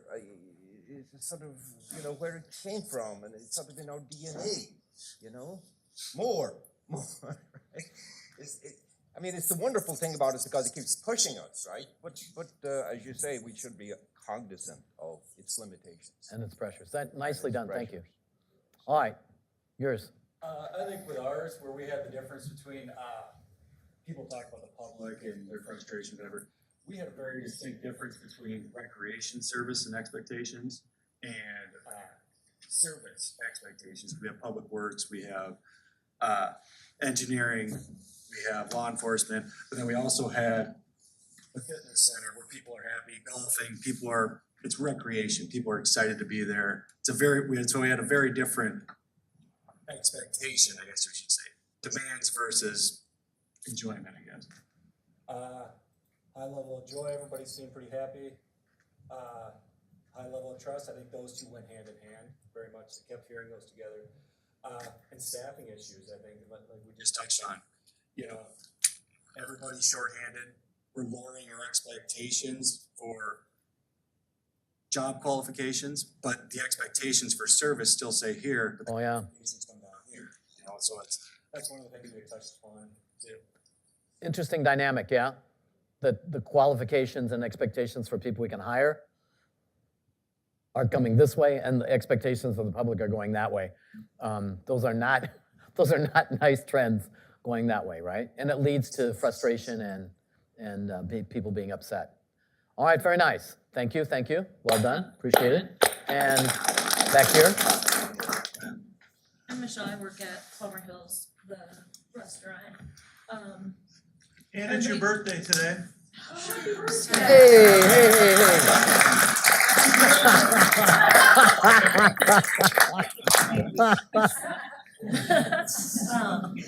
Usually a high level of trust with everybody you work with, and again, within, like me and John working together, like of what we have going on of events that he trusts that I get like food out or this, and, you know, working within our own departments and each other. Enjoying our positions, most of us, we're a different expand of library, museum, the golf course, maintenance, parks, whatever Jeremy does, you know, no, I'm just kidding. No, and along that level. So, I mean, in all of the different positions we're at, and everybody seems to be very content, happy with what they're doing, where they're at. We've learned potholes suck. But that also leads to, when we were talking about the annoyance of customers and the level of service and everything, mine could be, as long as I feed them and they're happy, they might not want onions and they got onions. Okay, easy fix. But then you might have somebody like Jeremy says he's sitting, and the next thing you know, he's pulled aside for 4 hours dealing with a customer and this and that, and has to, you know, total different. And it could be a lot more work than simply making him a new sandwich without onions of what he would have to deal with. So that different level of, like I said, people, where you're at, what you're dealing with, fire department, police, the things that they go into, and, you know, it could be a high level, or it could just be as simple as, my kid just won't listen to me and this is what it is. How some people experience, we had the thing with sadness and grief. Jeremy's like, I don't see that, I don't, you know, but then when you hear him talk about going to different calls and situations and you don't know what you're gonna have happen, how it affects all of us in different areas of how, again, Jeremy's just like, I don't see it, I go to work, and how it again, and I believe it was said over in that area, how it affects everybody in a different way of, it might not affect you high level, but somebody else could be experiencing this on a whole different atmosphere. Staffing issues, like we had like red, it's annoying. Are your staff gonna show up? Are you gonna do this? Are you gonna get pulled away and have to do? And the anticipation of what's gonna happen in the future, where are you gonna sit with staff? Where aren't you? And just appreciate everything. That's it. Thank you. Appreciate it. All right, so what did you notice?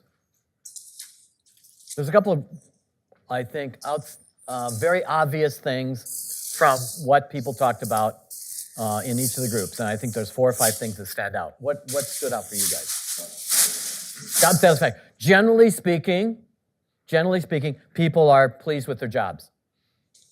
Generally, right? Now there are days when that doesn't happen, and there may be times when it doesn't. But overall, well, we have remarked on that too, that generally speaking, people are pleased with their jobs. Okay?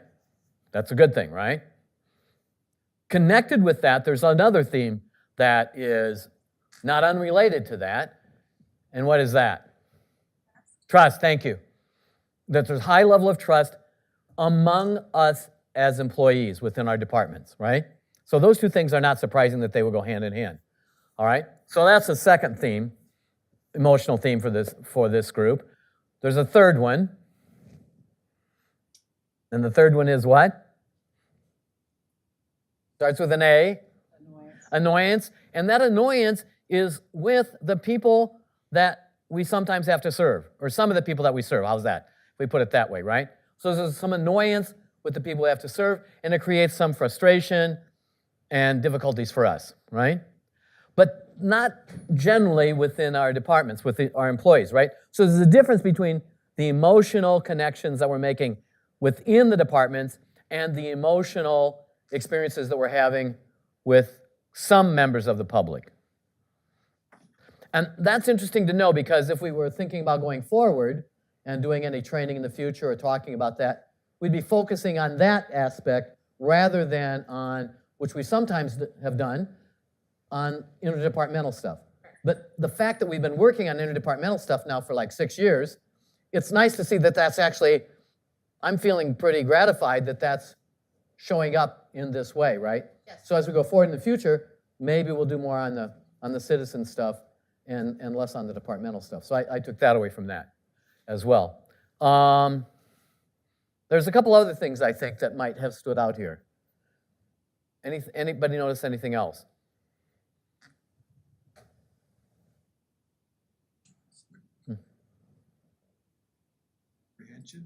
Tell me, how did you see that across the groups? Well, it just seems like everybody's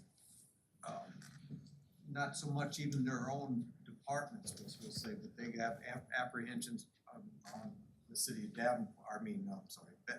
Bettendorf expanding, we'll say, or expectations of the level of service that we provide and expect to be there, but it's almost like a two-way sword. I mean, like I say, you can't, if they expect it and they don't get it, I mean, then. Okay. All right. And connected with that is the uncertainty of certain things, yes? And the uncertainty when we're not sure what's going on, okay, we become more apprehensive and we become anxious. And so that shows up as a kind of anxiety because we don't know exactly what's happening. And that creates a sense of anxiety. And I think that's part of the theme as well. And then the last one was I was surprised that a number of the groups mentioned low levels of boredom on the job, that people feel, it goes with satisfaction with work and trust and low levels of boredom. So within the job categories themselves, it seems like we're in a good place emotionally, where we need to pay more attention and figure out what to do might be in our connection with the service to the people that we have to serve as citizens. All right? Well, that's complex, isn't it? You know, to be, you know, we're all hired for a certain job description, right? Here's what you're expected to do, right? But as we're in that job, we're changing, and we're changing just by getting older and having more experiences at work and outside. But our job description may stay the same. And so, you know, what we've learned and what research shows us is that actually job enrichment or job expansion is the way, you know, enrichment is that more challenges, more skills necessary. I need to develop new skills in order to do my job. Or job expansion, actually my job description has changed. I'm expected to do more, right? And if this organization is showing satisfaction with work, it, you know, I'm going to ask you, or you know, for you to reflect on it. How is your job being enriched? You know, with different dimensions of yourself that you're using to do your job over time, and how is it being expanded with different responsibilities or expectations? I mean, from overtly, either from the community or from internal HR or boss or whatever, right? So I think we've addressed the external one. You're getting more expectations from outside, so you're having to step up. You know, go forward. And that, I think that's where I believe, and I would ask each department to actually think about that. How are those expectations enriching your job, perhaps, and making it less boring? Thank you. All right, thank you very much. I hope you enjoyed the exercise. And I like the fact that you got a chance, purposely designed, so you could listen to each other from your own experiences. And then that allows you, I think, to understand more broadly what people in other departments of the city are experiencing, and allows you to have a deeper understanding of the overall things that are going on with the city. So hope you like that. You didn't get lectured to. You spent all that time talking with each other and got a chance to maybe get to know some people that you wouldn't have known before. You've done really well. Let's take a break. It's 10 to 10. You've worked really hard. Let's give you a 15-minute break instead of the normal 10. You're welcome. So let's come back at 5 minutes after 10, but then you're going to have to go back to work again, and we're going to talk some more about emotions because that's why we're here. So thank you very much. Well done. Bravo.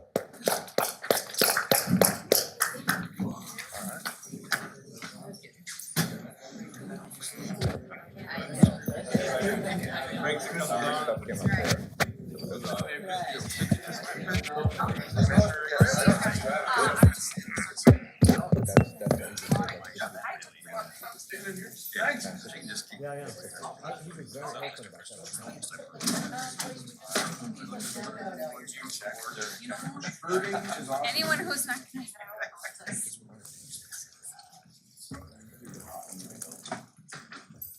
I was just gonna take them away to pop them, so it wouldn't be like. I don't wanna send the rest of your department up here thinking that there's an issue. Hey, thanks for joining.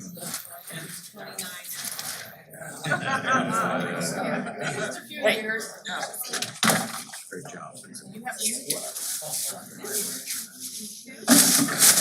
I have an But it's two. Okay. Yes, there's, I've got some more bags over there. Keep turning your toes.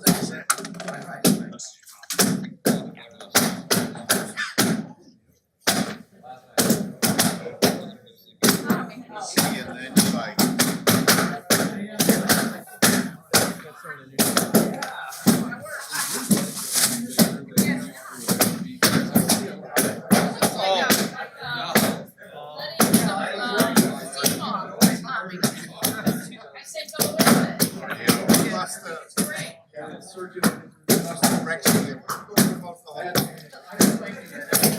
that's how you let the emotions go.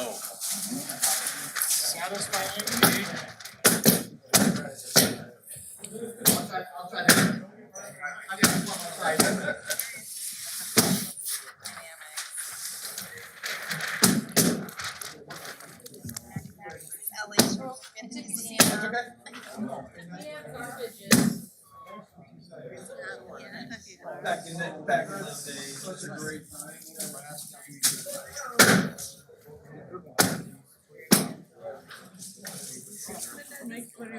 discarded balloons, I guess.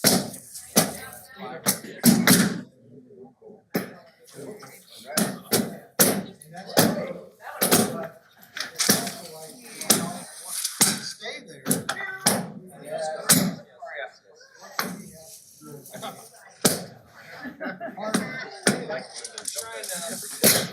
Yeah, but you're enjoying it all.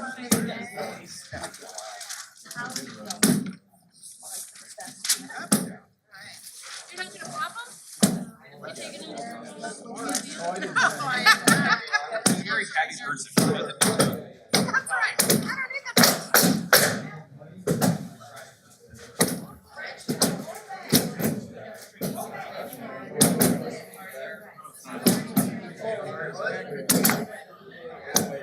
Good.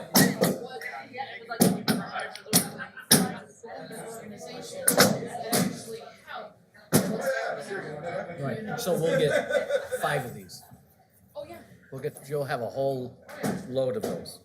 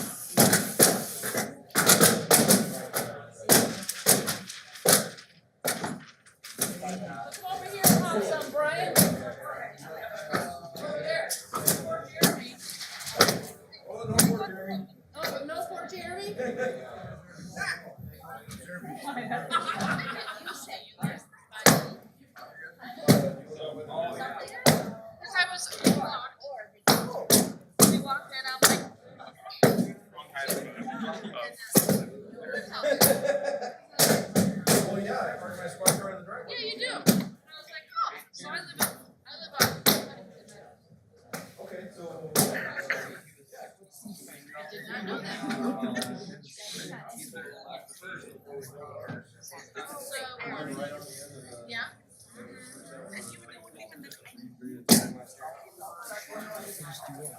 This afternoon, you asked me to this morning, I'm happy to, I don't know who you asked. No, so no, I'm happy to. and I didn't want you to feel that you had to. Either way, but I'm just learning this.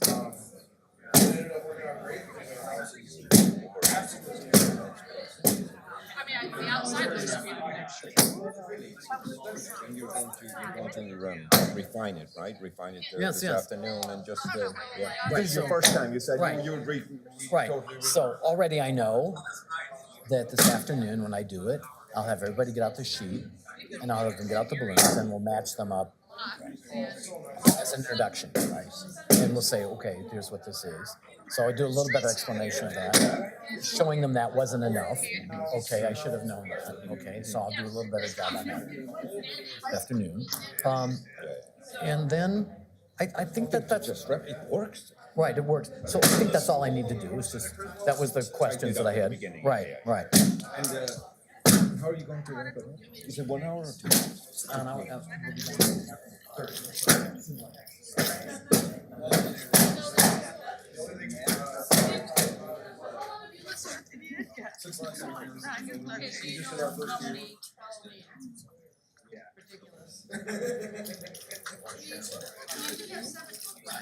I don't know, are we?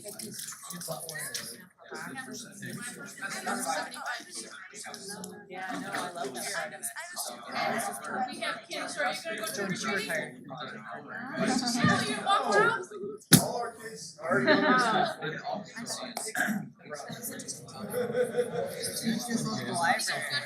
You don't work Saturday. I don't. They don't work night. That's why. They got Our it. neighborhood. I feel okay. Driveway parties? Yes, Yeah. totally. I can't wait. I've never experienced that. We got some of them in or somewhere you could. They're like, bring driveway beers. I don't know. So I, you know what I mean? We don't have to do it. We'll leave during that night. Brandon has 6 kids, right? 4 to 11. It starts at 11:30. Not a problem. Not a worry, not a worry. I wouldn't think anything happened is when we talk about. I'm not gonna figure out. Playing down there. Up that man that had a hydrant. I never saw the final site development that went through saying. I didn't know you guys were so smart. Yeah, that's what I thought when I was there, so I don't know how it got into those numbers. Depending on where it's at. You can talk to my wife after.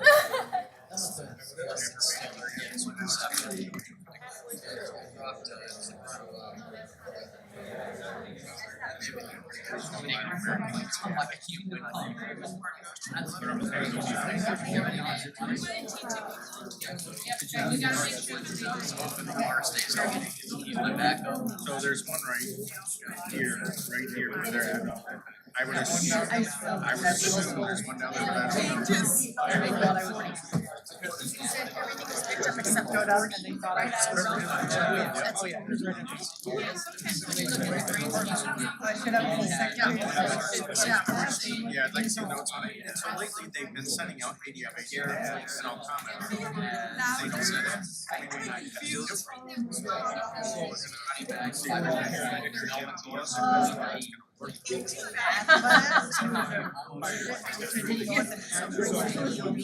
Leads off that. I just now. I'll bring that in and I'm sure.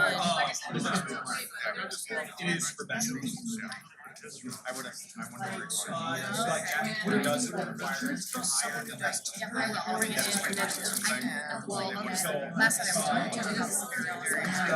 And then usually a parent Would have been square footage wise anyway. It was 759. It could have been.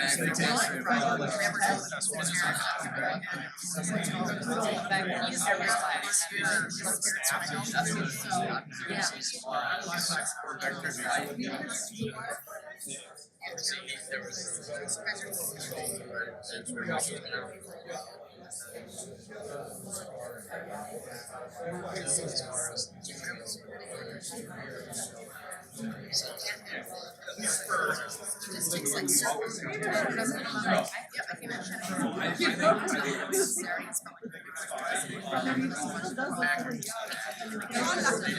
They're just not. Because then we'll have fucking wood figures and shitty. Maybe someday. So far, so that's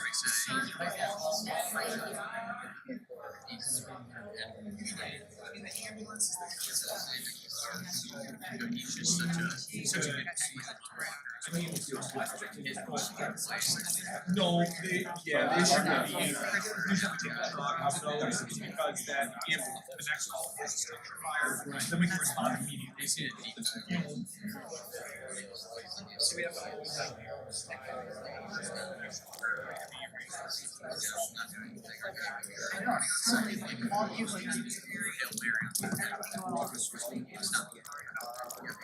no, I think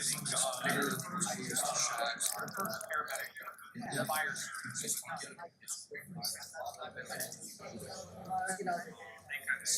two teams that didn't think they should have Susan Giants and the Jets. Yeah. There's catalyst. They don't have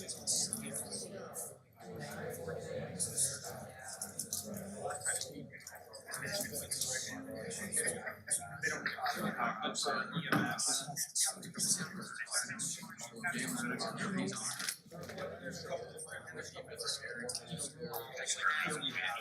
This is over, 5 days where we're at.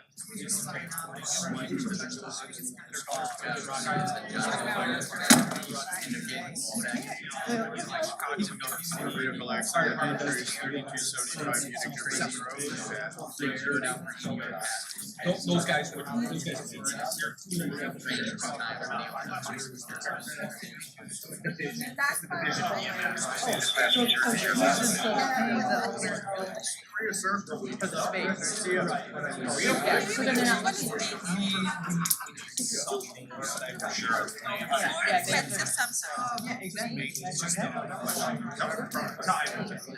still trying to figure out how someone else can scam it around.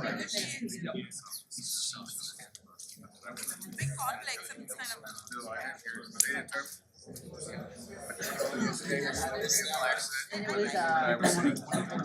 You hear me?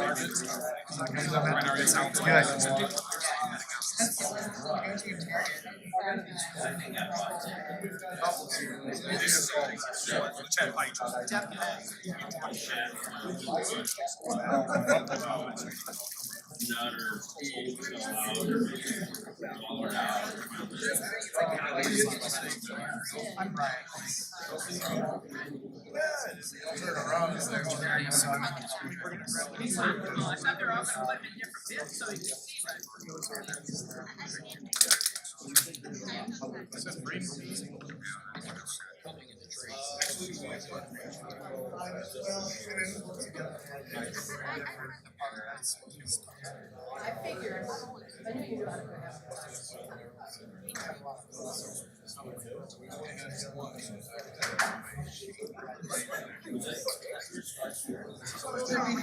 Right away. We'll do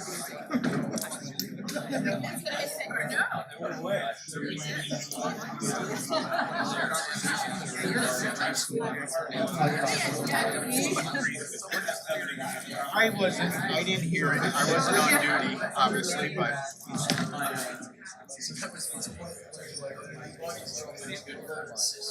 Oh, really? Oh, yeah.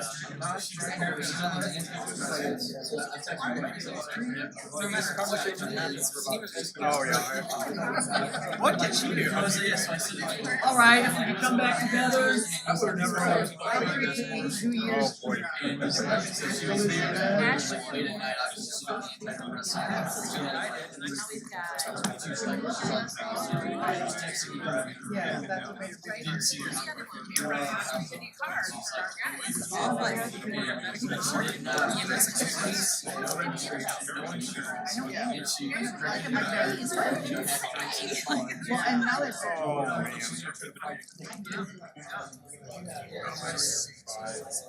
Yeah, that's gonna be a tough one to fight.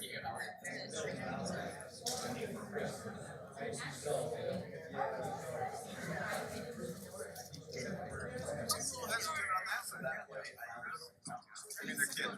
Yeah. All right, thank you, thank you, thank you.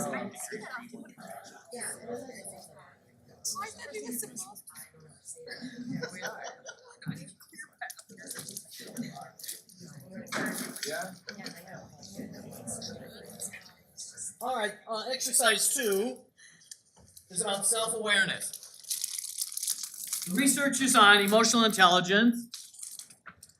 Identify 4 key components of being emotionally smart.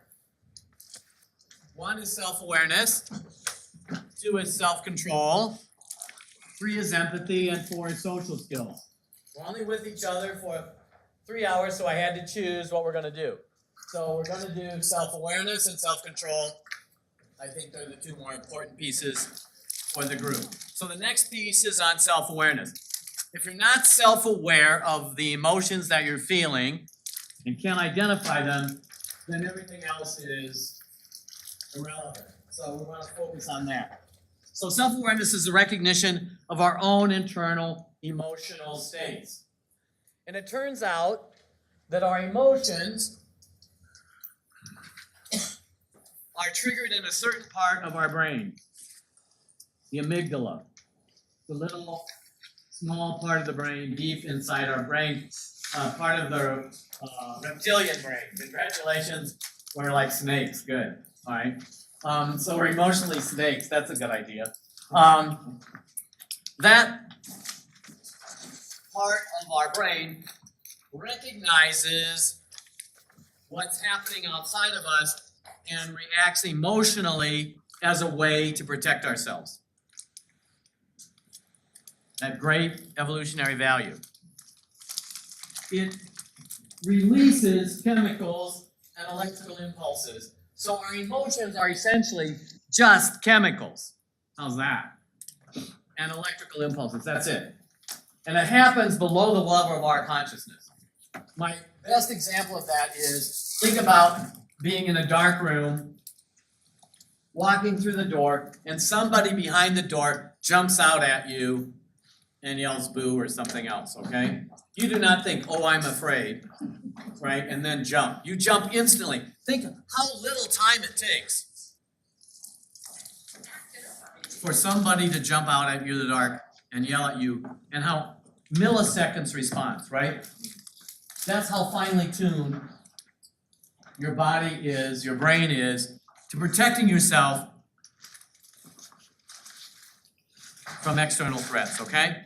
So the amygdala is generating these chemical releases into your body, bang, like that, in milliseconds, and the electricity shoots through, and it's sending information to your body for you to react to protect yourself without you thinking about. How's that? Nicely done, huh? That's what 2 million years of evolution gets you, okay? So now I have to, if I'm going to recognize what happens to me, that occurs in a different part of my head. That occurs later, I believe. This is in the prefrontal cortex, which is where my thinking comes from. So at that point, a later thing is to be able to recognize this, I have to think about it. So self-awareness is thinking about the emotions that have been triggered by the things that have happened around me. All right, so we want to try to understand what those emotional responses are.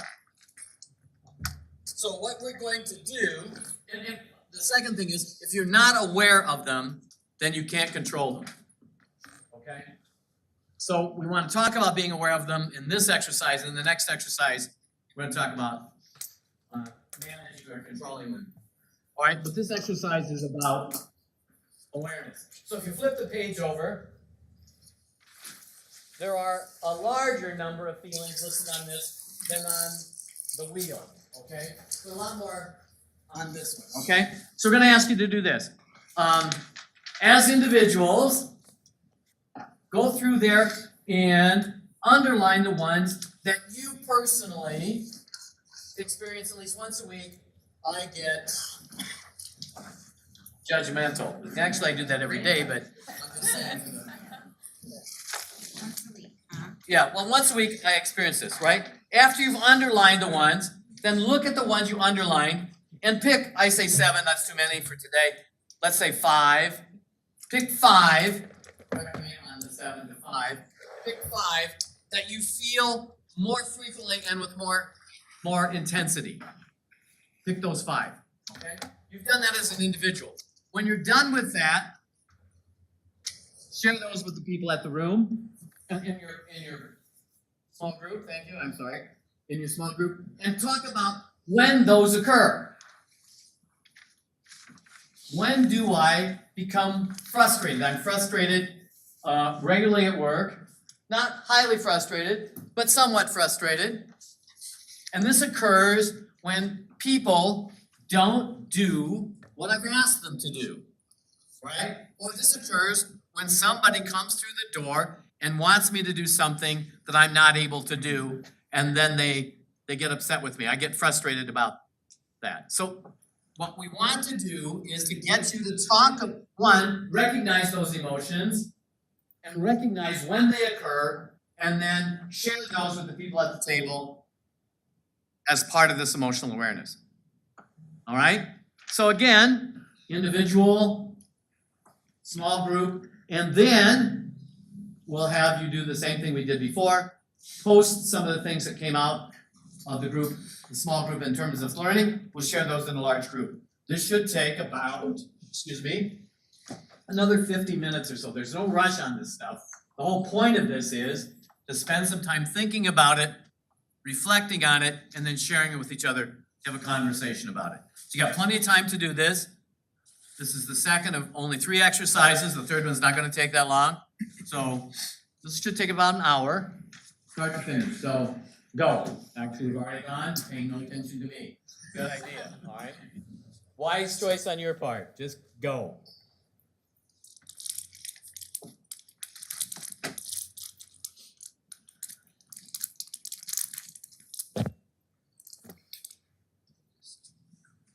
There's a lot of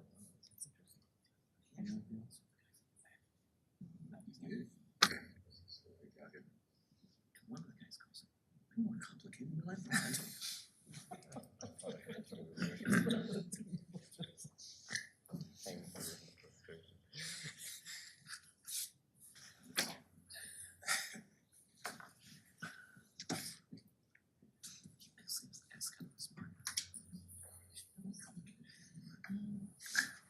Oh my God, I know, I thought I had a magnifying glass.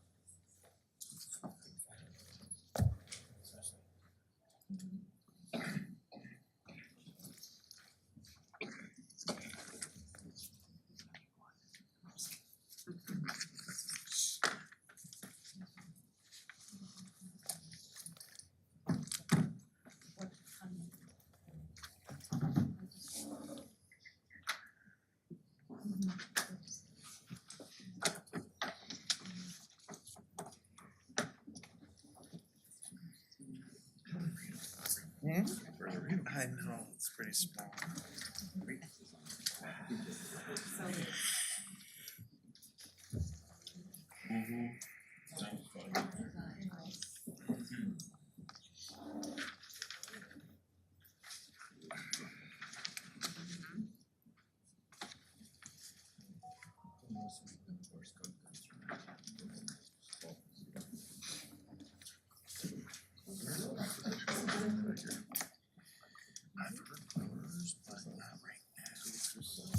I missed it, but I heard all about it.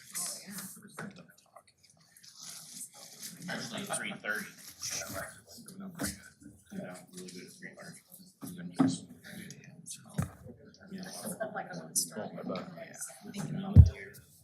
Working at the library, there's that many windows, so I don't really see what's going on in the world. Insert, there's not, you guys.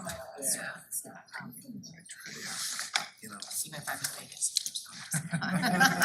Feel confident that I know what I'm doing in it. Kind of like very set with what they do. Helps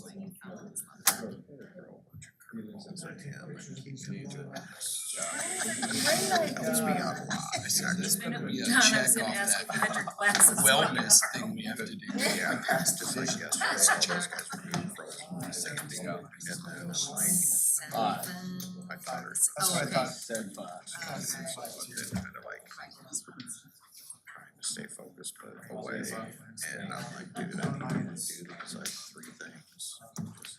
And he just does. Yeah. That's exactly what it is. Directions. Sounds like you're ready to start sharing. Good, good. He loves. Be brave, be brave. Which everyone is. Right, same.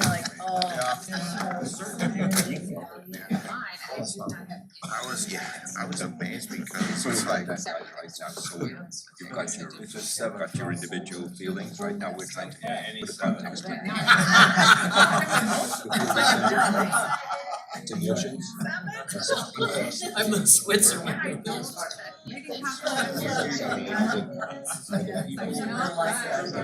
Interactions with the public, so there are normal issues, policies,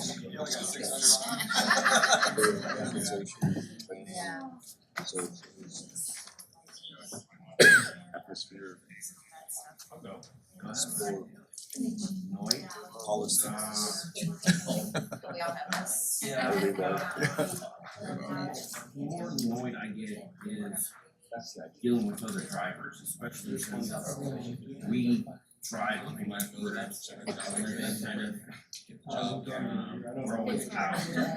Huh? It's a big part of your day. Yeah, it's a big part of the day, going different places and just people on their phones or. It's irritated. Or in the fast lane. Frustrated. I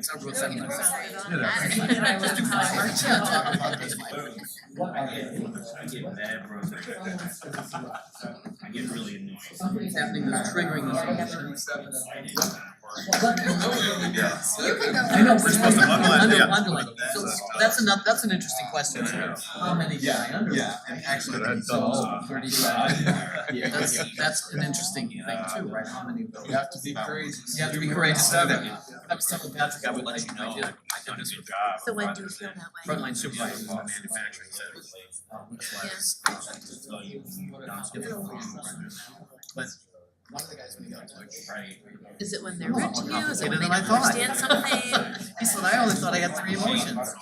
Happy, sad, and mad. And so I find out, I checked 35 on here. I'm a complicated man.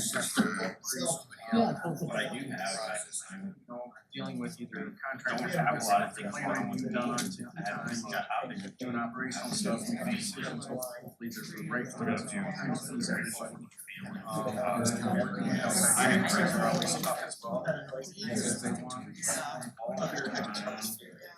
Frustrating myself sometimes.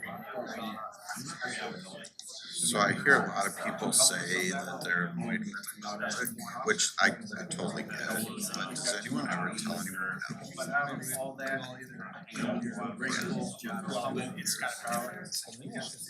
Because I get this like sense that we always have to say yes, at least when I came into maintenance, they're like, always do I think that we, like the one person was saying, not to go off on a rant here, they're like, you know, this entitlement with who we deal with on a daily basis. It's like, we've created that. I was gonna say, See how they react. And then you have that interaction there where people can learn. No, I don't. I don't. Or, yes, back up. I just. I don't know. There's almost like kind of created ourselves. Just in the restaurant because, like I said, I'm short, like social stuff, like I'm really in the kitchen like every single day. And just for us to host parties after parties, are just like, I wanna not keep them we can have party for this and that for my staff and this and that, and they're not gonna make money, and you know, it's like a give or take. But it's just in a span of 6 weeks, I turned away these parties to be like, just telling them no. Oh, yes, that's very common. So you were short staffed, this or that, sometimes I just say, we're gonna have more engagement going on, you know, to, I mean, instead of just saying, sorry, I'm not out. Engagement, you know, and it's that, and then the title is, well, we wanna bring we're not doing that, we're not doing this, we're not. Well, they told us to, you know, you just get this, to some points, it's just gonna be like, it's like you almost have to set up these boundaries with them. See how she's all haggard. And sometimes there's no give or take. And sometimes this time, it's like, we're not hosting any parties, I'm sorry, I'm not doing this, and it's for my own well-being, for me to, I have to, what is it, we all do that at some point where, What am I supposed to do here? You know, my almost.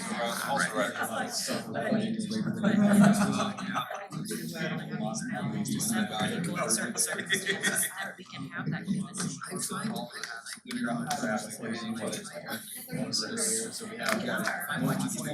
community development numerous letters as far as I love.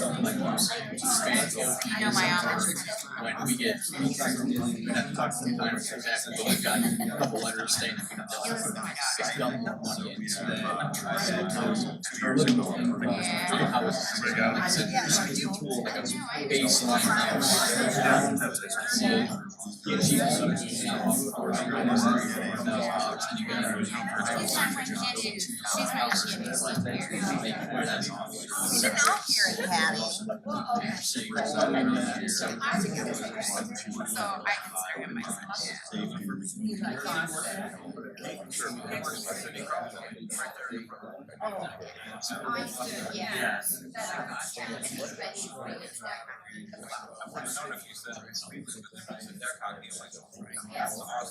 There's the citizens sitting in, but there's also the council sitting in. Like I feel like we kind of say, oh, great.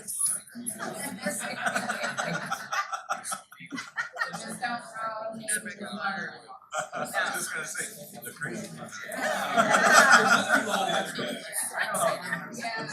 We were never trained this when we all first started, but I too feel like there's this expectation of being able to provide the best service possible. Well, now that I use Regardless, it has to. And it's never trained to this, but there's the diversity aspect of it that I think together.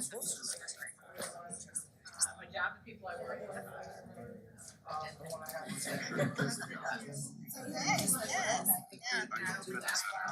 People trying to petition and do the whole thing, get letters, stuff like that. Might play a little wordle here to break up, Sorry, you want to tell people, sorry, it's not gonna happen. Just got it in their head, it's done, it's a done deal.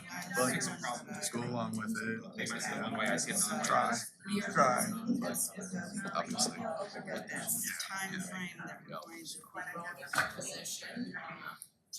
Once it's in their head, it's always there. That should be awesome. It It was the first one I circled. Go on out. Back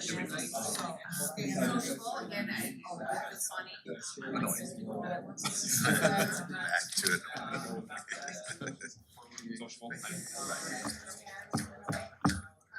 react a certain way. I mean, if you're looking for the negative, you're really now. You're gonna find it. You're gonna your attitude.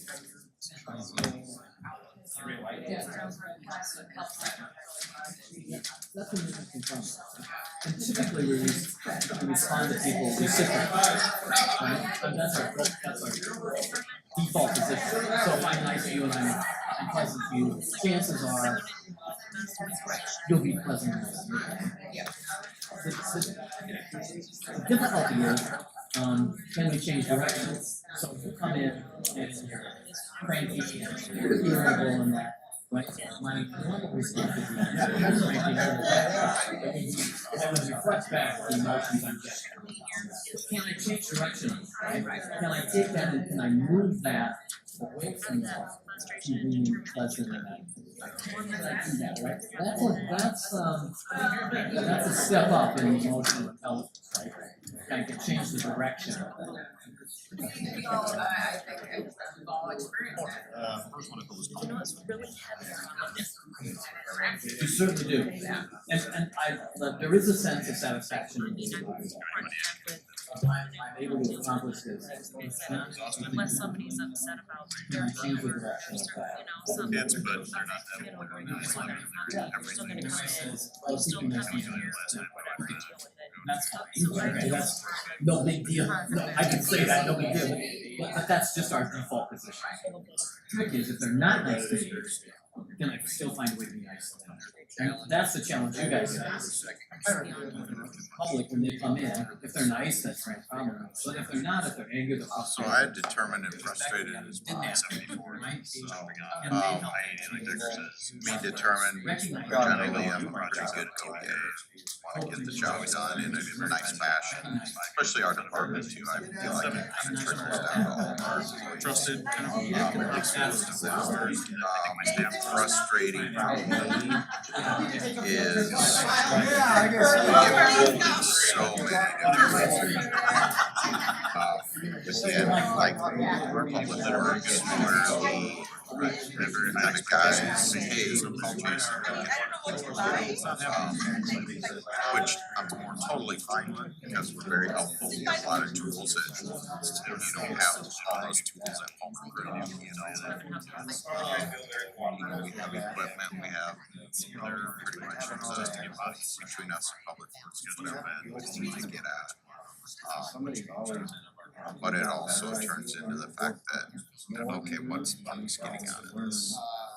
This has to be something. We help out the museum, library, landscaping. I don't have a problem with that. But it's like, you know, the ice rink is a huge concern for us. It's like, okay, this is a great amenity for the city, but my guys get absolutely jacked out of it besides building it, you know. And so it's frustrating for us. Not necessarily for me, because we're not the one building it, but it's frustrating to see 7 weeks of construction go into something that we literally so, where we could be out trimming trees and other stuff. But at the end of the day, we're a big team. We put all our efforts together. So, and then one thing that I had down was concern.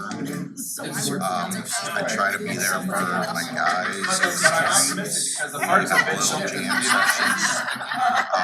Kind of like a little there's times where it's like somebody get frustrated, just let them vent to me. Just say, hey dude, what's going on today? My door's always open.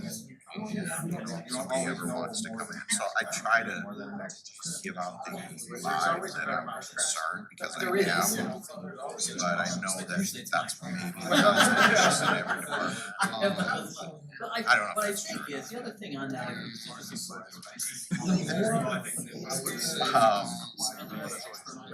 and I try to I value, and I put down value. I mean, I personally feel valued as an employee. I try to give that impression to, again, my guys, because again, they're doing some jobs that aren't glamorous, you know, they're cleaning the restroom in a park, they're just trimming trees and mowing the yard or a park.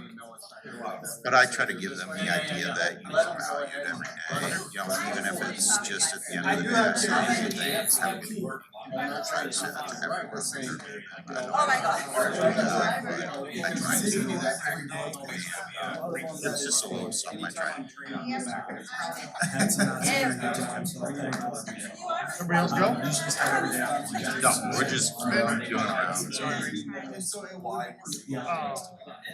Determined seems like a common theme. I think we're all at that. I think that's why we're here and we've been here and we'll be here.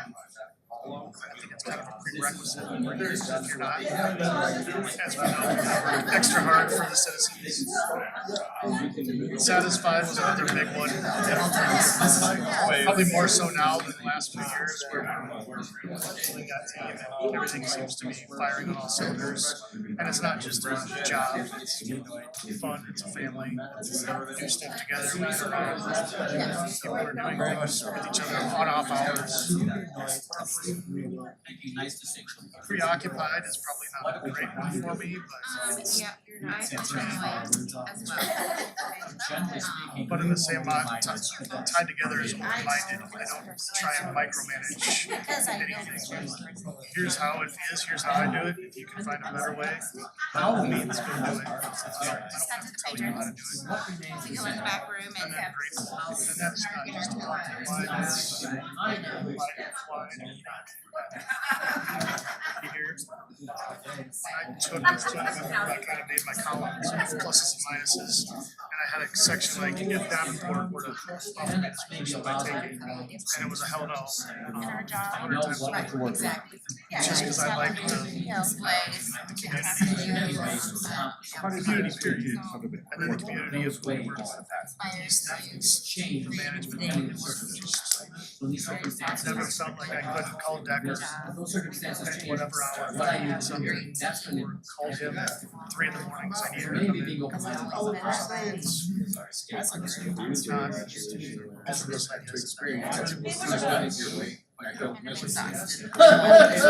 So it goes back to that's how I feel.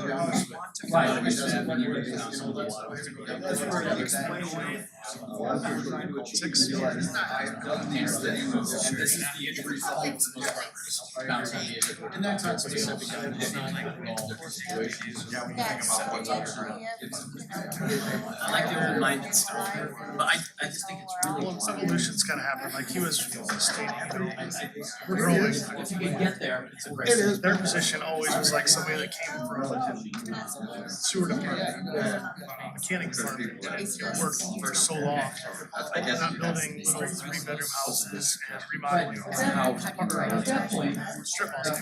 We're building megaplexes, and you can't just throw a mechanic in there. Yeah, it looks good. So I think we had to evolve and hire better quality staff that are actual professionals in the business rather than just filling a void. That's been a key. Right, because there are people that like 0 to 80, so being open-minded is not. That's not happening.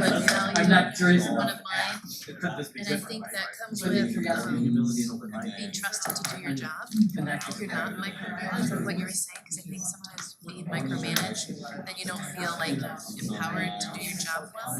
So I've always none of my managers have ever told me to give me a to-do list. They just trust the person to know what I'm doing, and I feel valued that way. Also content. I feel content. I feel like I know that if I come in and do a good job, it'll be well received. Thank you for your participation.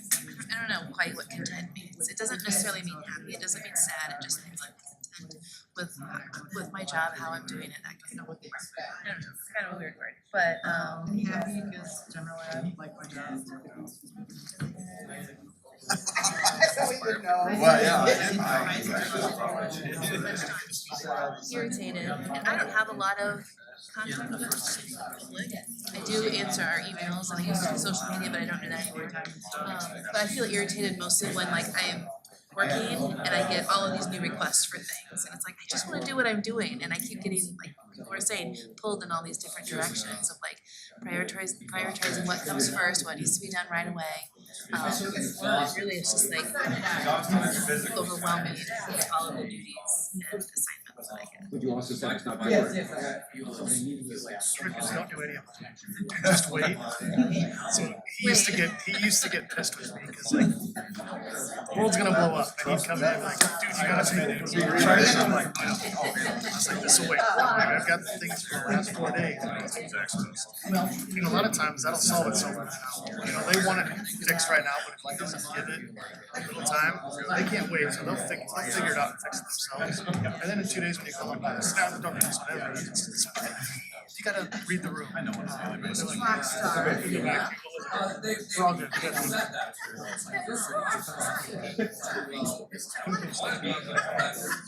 I always let the person that was right there jump the line. I'm excited to be there. You don't know which slums are which. It's just go to the back of the line. And then go back of the line. I never returned my phone call. I was wondering about that. Now I get it.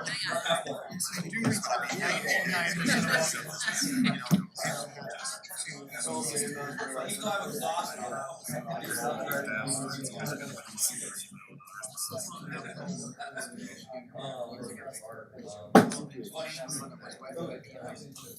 would say they weren't prepared, but they're like, we weren't prepared. Fights or kids trash everywhere. Did you just want to look at it?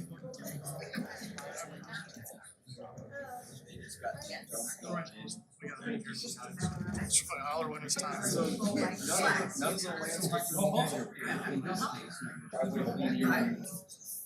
just looking at the like my cook showed up because I Everybody go on the golf course today. It's totally better. The golf course is closed.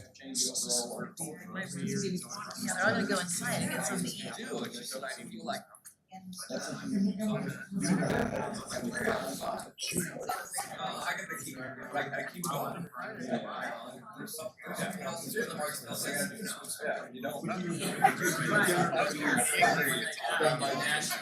They do national trade conferences, very common in Switzerland. So are you exhausted because you don't have enough resources? Well, yeah, I mean, obviously we have a lot of outings. It's committed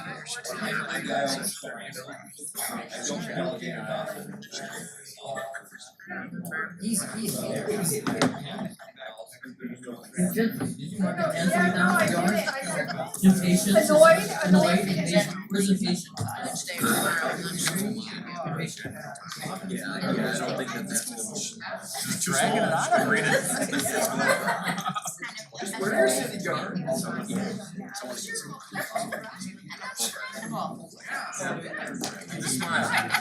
Keep a smile.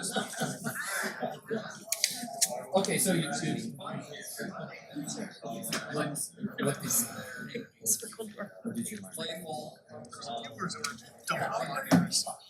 Oh, okay, good enough, okay. So I have to be. Any openings? Circle it twice. I'm eager. I'm really. We need more people playing. We do. Yeah. I underlined 40.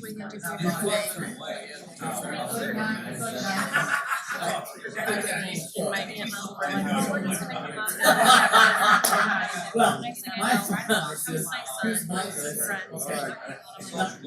you say I am, right? Let's see how close was this. My perception. Well, So thank you for the cake, it's got some, I would suggest very liquor sharp objects. I do the snarky language. You had 50 words? Okay, all right. Different word that is on the list, but it's one of those. I have not. The library has that.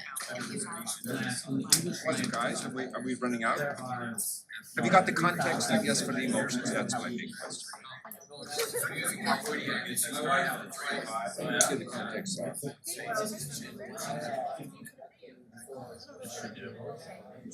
Well, for what it's worth. Thank you.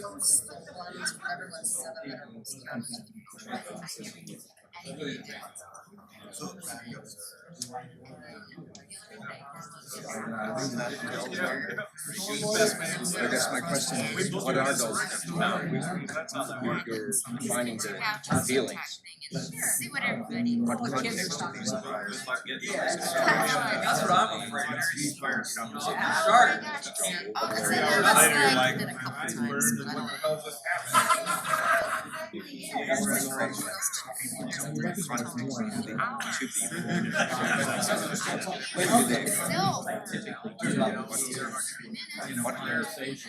What evokes this? I kind of tried to stay off, but.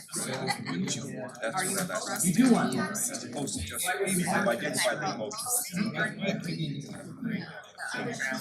Just the ones I did.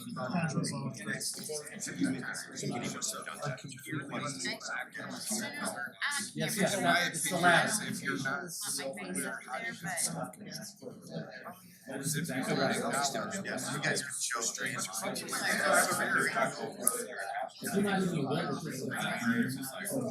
Internal or high? Because it's gonna happen without, I mean, we know that these emotions are triggered, right? Situations that. Okay, the only one fine, so the seven, I just gotta say. Yeah, that's fine. So self-awareness. Okay, so that's one. Any other? I think it's the determination. We all have different levels. Your determination is These totally as happening different. to me, it's unlikely that I'm going to. You set a goal in the morning, Yeah. and yours can get messed So up then I'm not by gonna. how something happens in the field. So Yours can get messed up by self-awareness. totally different variables. Somebody puts it on the plate. That requires us to Ways of be getting to that end. Which I thought I had not put anything. Bumps further line. If they lose, I'll be irritated and lose my job. Or don't do entirely. Yes, yes. But you have that luxury where you don't have to. A through Z that has to get done. Yeah, I was just like, And if it doesn't get done, I'm so excited. Maybe not repercussions, but. yeah. Brains lost too, so I was like, that's even better. Yeah, see, I can start. I saw all the random first half. So I was, everything you have to color and how it's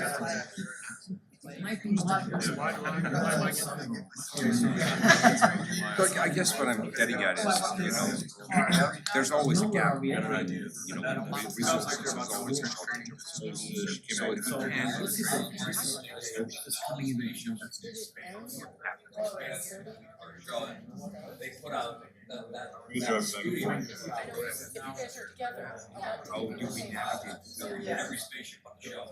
I know, there's cooking. That's where the emotion usually especially strong. So my grandson I did. was, didn't really matter about.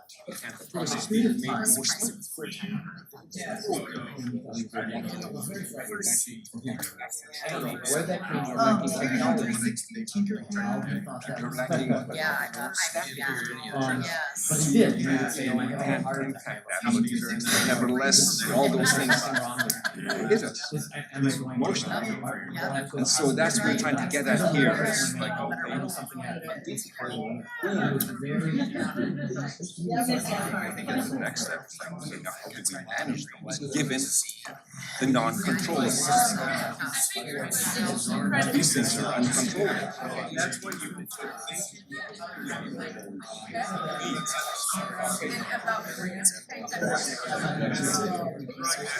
That's what Yeah, we're that's right. That's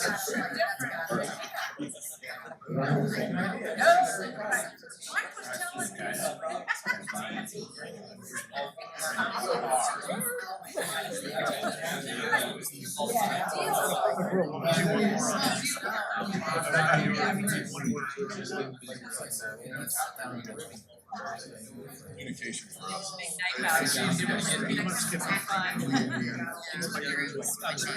Like a perfect world. something like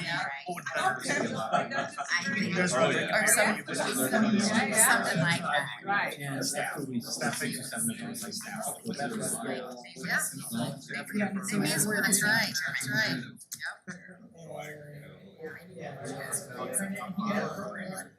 It's gonna be tough. Yeah. I've never been really. Watch yourself here.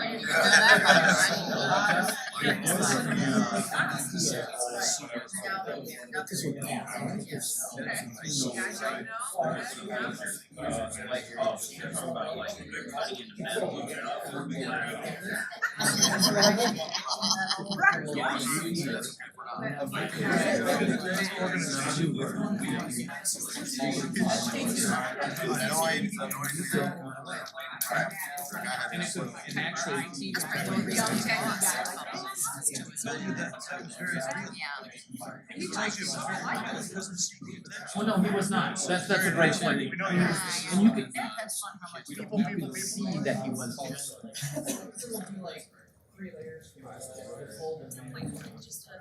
Something you do have, and I don't know how this goes around. So I don't know what it is, but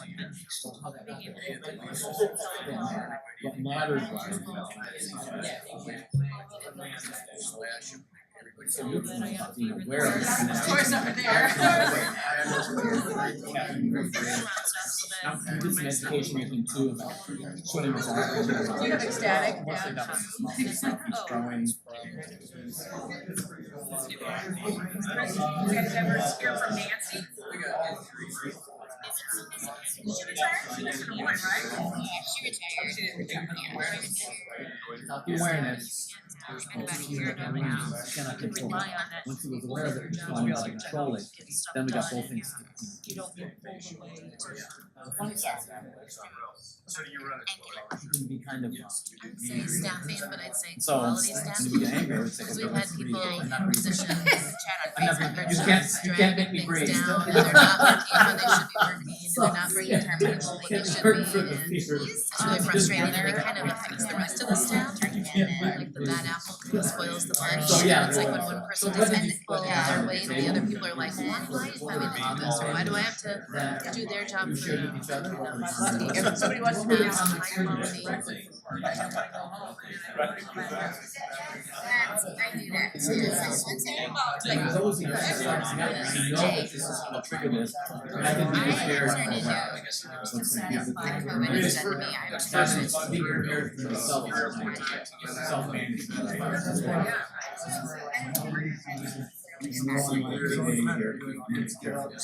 That becomes, I anticipate, because I know the circumstances that trigger the.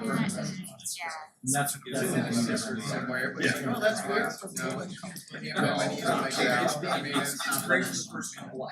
Then all of a sudden, you start trying to get out of it. All right, at this point, I suspect you've done a lot of sharing, and now it's time. What is it that you learned from the conversations with each other about what were the emotions, the common emotions that the people at your table talked about, were willing to share, and what were the trigger events that initiated those emotional responses? Because these emotional responses come from our response to what's happening around us. And they're there. Actually, if you think about this, your emotions are providing you with information. The emotions are communication to you. I'm getting this information from what's happening around me, and I'm getting upset. I'm frustrated. I'm anxious. That's information that you're getting from the environment that allows you to think about what's going on, to act in a more intelligent way, to respond to what's happening around you. So your emotions are really information systems. They're sources of information about how the world is affecting you. That's what's going on. And so maybe one of the mindset changes is my emotions are information systems. They're telling me something about what's happening that I need to be aware of so I can deal with things in a more effective manner. Okay? And part of that is learning the patterns of things that trigger certain emotions for me. So I can anticipate that this is going to happen. It's part of the control.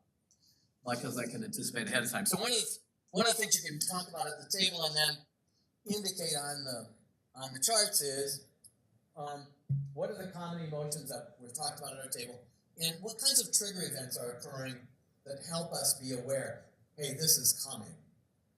And that's the conversation, and if you could post some of that, that'd be great.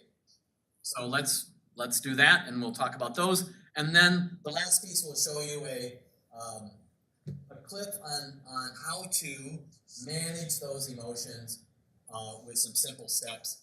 We'll try to end with that, and then we'll talk at the end about what your takeaways for the day are. So that's where we're headed. So post the common emotions from the table. What were the trigger events for those? And then we'll move to the next piece, then we'll share that as a group, and then we'll look at the short video on controlling emotions, self-management. That's where we're headed. Go. I gotta leave. Point for you guys. Use short staffing as an aspect. Oh, you do? Okay, good. All right, so you got it. You just tapped me with your That's it. Okay, fine. Did you look at that? It's really interesting. I think you'll like it. See, I was told not to say much. Oh, I see. Oh, okay, good. It's okay to get ahead.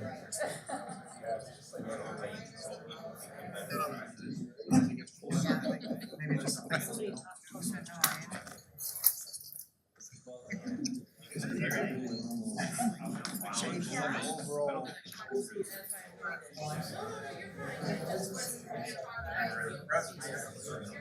Your reaction.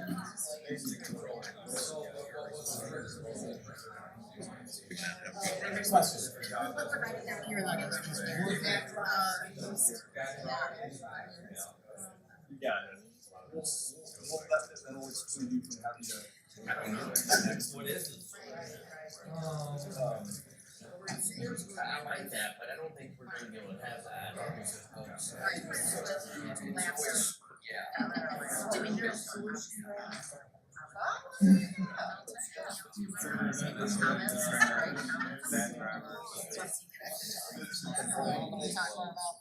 We'll just sign up.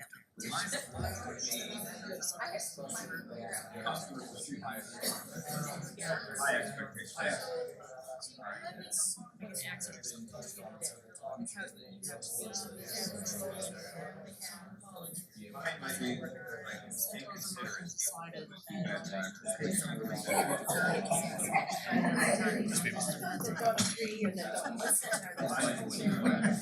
Ours staffing too for snow removal provided, X amount of routes. We only have X amount of people.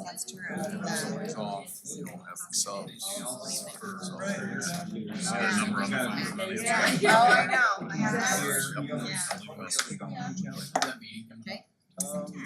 Yeah. Usually the day before, the 14th. We go on call the 15th. Does that bring us to our Trigger event? Segue into There you go. exhaustion or tiredness. Yeah.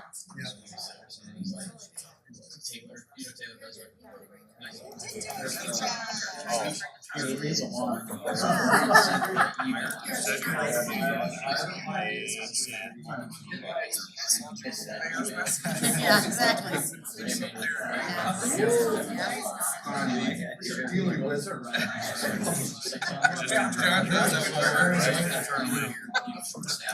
Since I'm agreeable.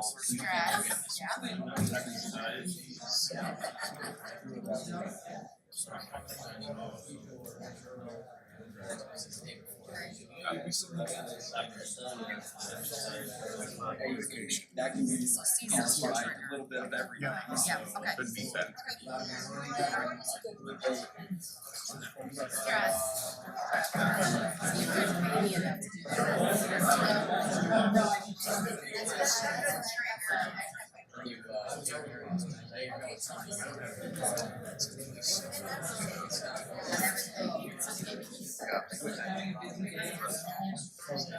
Seems like you're gonna move more higher planning.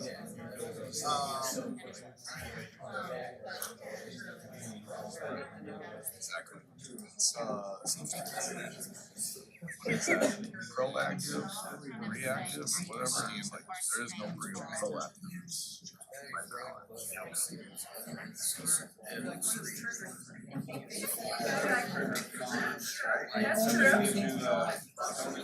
Right, that's true, that's true. Exactly, right. Coffee, that's a good one, yes. So a trigger that is someone giving you So an act of kindness. Right.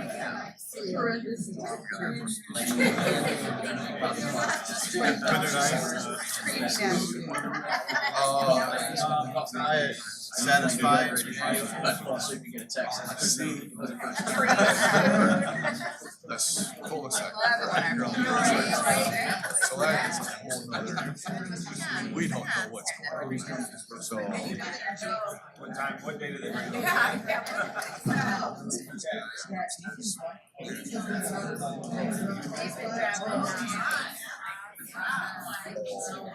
Somebody was saying they're not coming until 5. I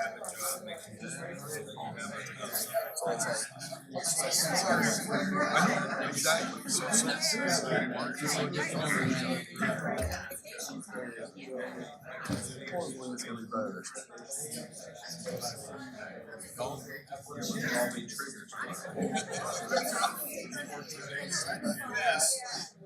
It could definitely be better.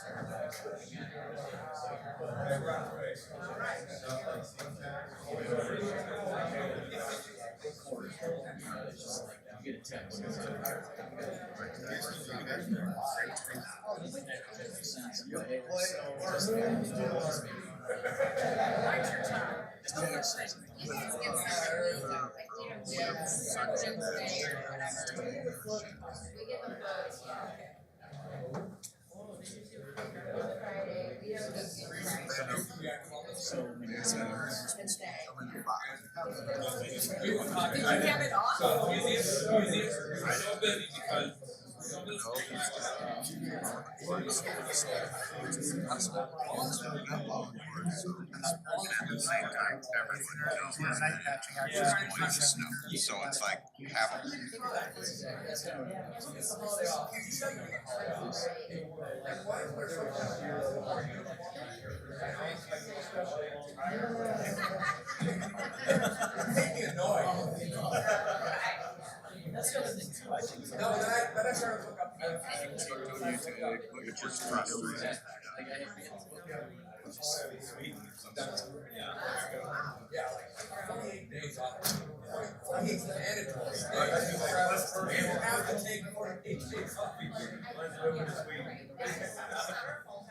And turns out, survey after survey after survey, they're the most productive. They're the most happy.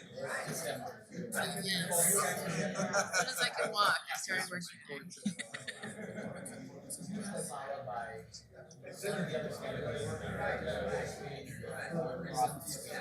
they're almost always missing two of those ones. I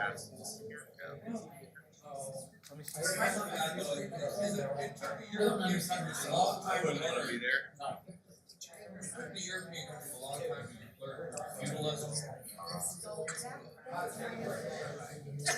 Your hair out. Take advantage of that. Sleep usually. They take their naps or. Have their wine and watch. Snooze. Yeah. Oh, I thought you said something on 13.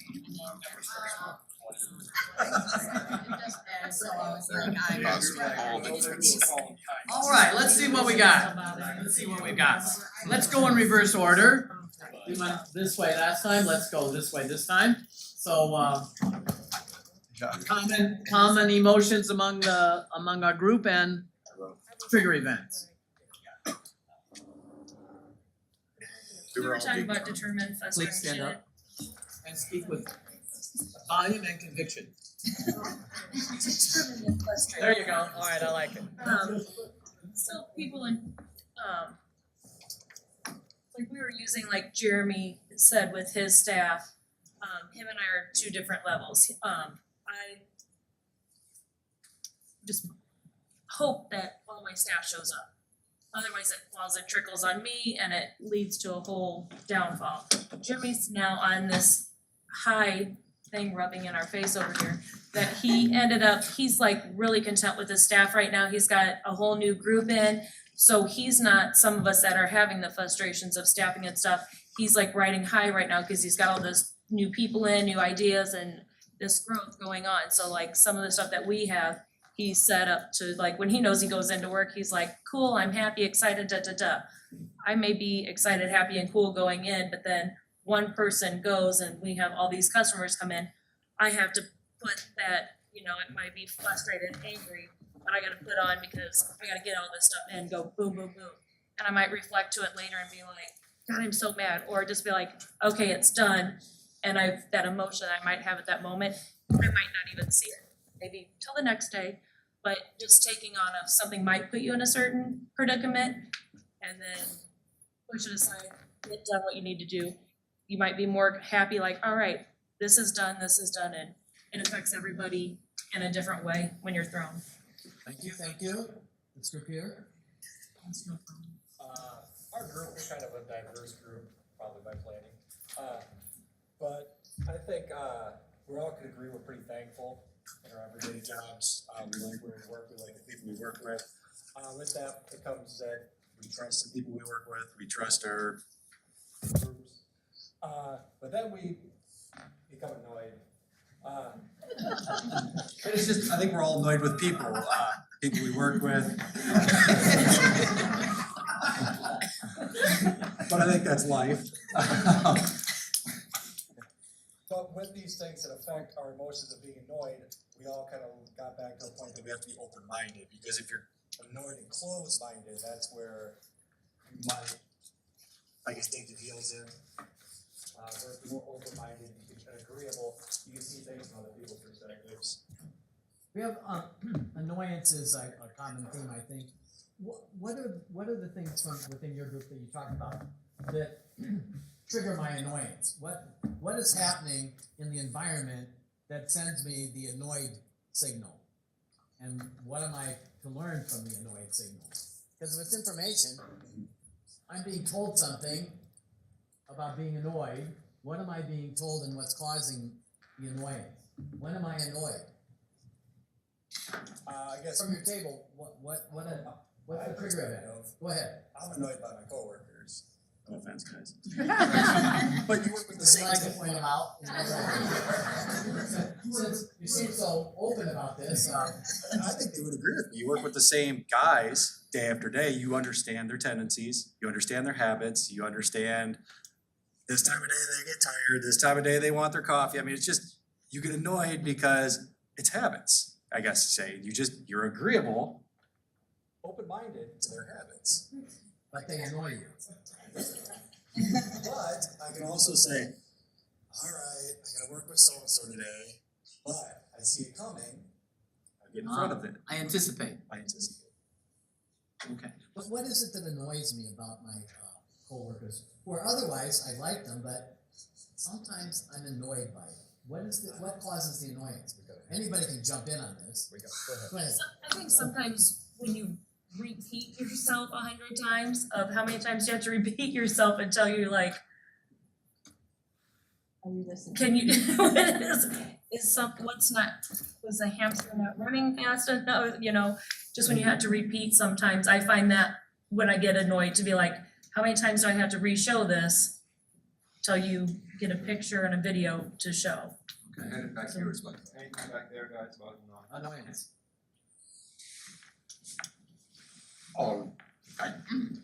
We just felt, a level that I put outsiders, but more or less the general public, because it seems like with the growth, there's more expected with less, from less. Okay, so I get annoyed when people's expectations outpace my ability to satisfy them. Is that what you're saying? In a way, yeah, it can be. I'm not interested in who annoys me, I'm interested in what is it they're doing that annoys me. You say they have high expectations, okay? Yeah, well, let's just put into snow removal. Okay. I did it for 21 years prior to working in the building maintenance department. The city of Bettendorf has wonderful snow removal, but the citizens expect that over and over and over. It doesn't matter if we get a 20-inch snow squale. They prefer that street to have running water within 24 hours. Sometimes it's not possible. They don't understand that. They don't understand how hard these guys are working 12 hours on, 12 hours off. Okay. Trying to do the best they can for those citizens. You want to say I something? think it's a difference of expectations. If you'd be annoyed if you expect something and somebody's not getting it. Well, if you expect something, you might be annoyed. The other person might be annoyed because they expect something different. So it's just a difference of expectations for whatever the outcome needs to be. So annoyance is basically different levels of expectations about what you expect from each other. I think so. And when those expectations are not met, annoyance occurs at a low level. If it's really a different, maybe we move from annoyance to frustration, right? So maybe there's a kind of continuous level of this unmet expectation. Irritation, annoyance, frustration, pissed off, anger, rage, right? Depends upon what we're expecting and how disappointed we are. Okay, that makes sense. That makes sense. All right, good. Thank you for bringing annoyance up. And some of your coworkers like to see you outside. Just hanging out who you were talking about. This group. I'm not gonna bring up annoyance. Okay. Trust, our trigger is built amongst coworkers, so that just like all of us, if you trust someone, I think the only reason that would be go under is when that doesn't happen. So I feel like we're confident we trust all of our coworkers. Amused, triggers comments, whether it's appropriate or not. And where I work, it's fine. If it's not that appropriate, I still laugh. That's why I like working with a bunch of guys. And then That's interesting. thankful and grateful. Job satisfaction. For us, job satisfaction. The fourth one for us is open-minded and willing, and that's taking on new challenges and also being flexible. And overloaded, primarily we discussed about the fact that it's dependent on your department. I get why when you're having to plow snow and people aren't happy about that. God bless you for doing it, because I think I would say, well, go live in another city. But I know it's not appropriate. So overall, I would say that it's very dependent on the season and what you have to do for your Trust came up several times, folks. Are we trusting people to do something? To be something? I think we're trusting the fact that we can count on our coworkers to all accomplish the same goal, whether it be in our department or our organization in general. I trust people I don't even know here because we all work for the same idea to make the city of Bettendorf better in general. So it's kind of a mission statement, right? We all buy into the mission statement of Bettendorf in a true way. I mean, there's mission We all do statements. our part to make Bettendorf better.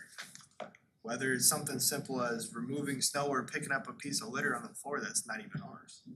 So I trust you that you are doing your best to do that. To make it Bettendorf better. Correct. That's what we're saying? Okay, all right. Okay, next one, guys. I forgot to introduce myself before. I'm Glenn Boyles. I'm from the Family Museum. And we had annoyed. Our trigger was bad drivers, high expectations, so we're back to the expectations thing as far as causing annoyance. Inconsiderate people, and sometimes exhaustion. Just being tired makes you annoyed. So the Family Museum experiences bad drivers. No, he experienced bad drivers. I don't get that experience very often. Yeah. Little kids with their grocery carts sometimes. Tired, your triggers are lack of sleep, family life, lack of exercise, stress, too busy of a day, and thankful. And the triggers would be acts of kindness, feelings of appreciation, food, and just to have a good job and a paycheck. Okay, and the food is from the city? No. Treats. If anyone gives you food, you're satisfied. But the tiredness new one, guys. Any thoughts on that? Is that you talked about it at some length? Tiredness or exhaustion or going beyond what our carry capacity, is that something? Is that unique to this group? No, I think it happens to everybody. For some people, it's just a way it goes. For most of the week, you're just tired. Just depends on how you handle it. So it's not a real issue for you, right? Just a given. Is that where we are? Okay, we have to go, guys, on time. Go ahead. So we, like many, had annoyed, but our trigger event was more, didn't have anything to do with coworkers. It was really like vandalism that you see in the city. Like, we take pride in our city, and then there's graffiti, spray paint, whatever it might be throughout the city that annoys us. And then maybe some of citizen expectations or some of the citizen complaints, that I might deal with within the police department that can be an annoyance. Excited, joyful, grateful. Our trigger event with that, like, what brings in new energy? Well, new employees bring in new energy. And so we've seen that within the police department. We brought in some new employees, and some of them have worked other places, Coralville, University of Iowa, and so they bring new perspectives and new energy to our department, so that's excellent. And then the grateful piece, just this great city, and I think there's the slogan out there that our city is a great place to work, live, and play. The communication group might know more about that, but number 3, considerate, and the trigger event is employees recognizing and appreciating each other and the strengths that they have, and maybe, you know, some people aren't the best at certain things. Obviously, you can see I'm not a very good handwriter, so I appreciate when I see like neat handwriting like Laura's. Thanks, that's right. So, but it's just appreciating the strengths of other employees and then realizing that everybody mixing together is what makes this city such a great place. Number 4, satisfied and prideful. And the trigger event is doing the work, and in particular the unseen work, like things that, the little things that get done. You know, our parking lot, when it snows and it's icy and I walk outside and it's all salted and we don't have employees tripping, slipping, falling. And it's just, you know, the individuals that did that work, and they took pride in doing it. They could have just gone through and thrown a little bit of salt, and they take pride in what they do, and it's the little unseen things that we appreciate. And number 5 is humble, and that's just the individual departments and the city overall, just having that humble attitude and just kind of a service oriented. You know, we're not better than anybody. We listen, even though we may be annoyed at the complaints, we listen, and we have a sense of humbleness when it comes to the work that we do in the city. Thank you. Thank you, nicely done. In the corner. Come on, Harry. Sure, I'll do it. There you Our go. group's been switching around a lot. So, the first one we had was trust, and that was something that's gone around the group, and that we trust the people we're working with to do what they're doing in their departments respectively and do a good job at it. And that spilled over into the pride of what we do, that we all take pride in what we're working on, and the trigger for a lot of that was that the completion of the task that we're doing is what spurs on that trust and pride, that after we complete the task, we trust the people we're working with because we've seen it get completed. Second one we had was thankful, and that was kind of a mixture between thankful and grateful that have the community that we do in this city, that we can continue to do what we do and do it well, and that we're supported to do that, and that we've all been given the opportunity to go ahead and make the city better than everybody around us, and we're gonna keep saying that we're better than everybody around us. We had the irritations. Most of that wasn't interdepartmental. It was that the outside sources bring on irritations with dealing with residents, dealing with the people in the general public that we have to deal with, and that's just where the trigger happens when you get irritated, because it's something that you can't plan for or expect or predict how it's gonna go. It just really it'll rattle you because you don't know where it's coming from, where it's gonna develop from. It just springs up out of nowhere, and then you gotta deal with it all of a sudden, and you were never expecting it to. And the last one was kind of a spillover of the thankful, is that just the level of what we do here is we always try to be that premier city. We try to do a little bit better than everybody else, and that just was a spillover from that. So Very nice, thank you, thank you. Good job, Harry. Thank you. All right, we have one last piece, and I believe it's about 6 minutes long or 7 minutes long. Brooke, this is self-control, and there's some suggestions here on, once I've experienced these disruptive emotions, not the emotions that are helping me be thankful and trusted and all that, but there are certain disruptive emotions, emotions that might get in the way of me being a good coworker, might get in the way of being a good service provider, might get in the way of me feeling satisfied with my situation in my life. Those disruptive emotions, what can we do to help overcome those? And I looked at several of them. I think this is the one that you would like the best. We're gonna watch this and then thank everybody for coming and then hit the bricks. So can you cue this up, Brick, for us? Thank you. Think back to a moment in your life where you. For those of us that don't read lips, we're gonna have to have the sound on.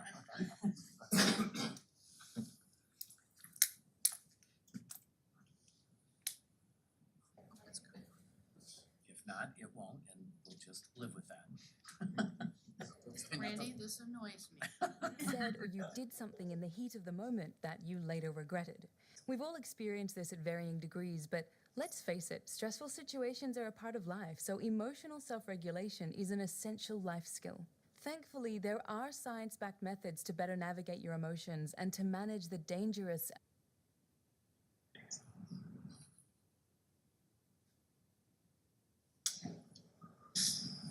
Can't turn it up. That's the highest volume.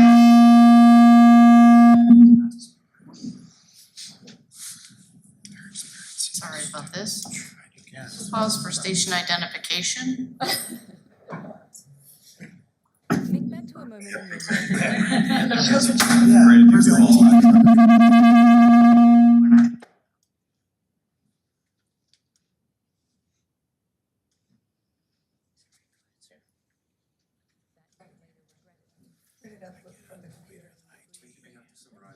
All right, imagine our frustration and annoyance, okay? Not that. So I think what we'll do here is just say. The computer, computer max volume up, bottom right. Ah, there you go. Self-regulation is an essential life skill. I'll try it. Thankfully, there are science-backed. I like that idea, but it didn't work.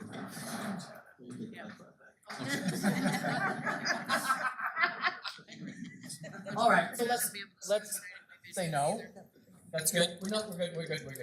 All right, can I get the lights? Yes, you may, sir. All right. Quickly, one word emotional response for the day. Just one word emotional response for the day. Start with you. We're just going to go around really quickly. One word emotional response for the day. Satisfied.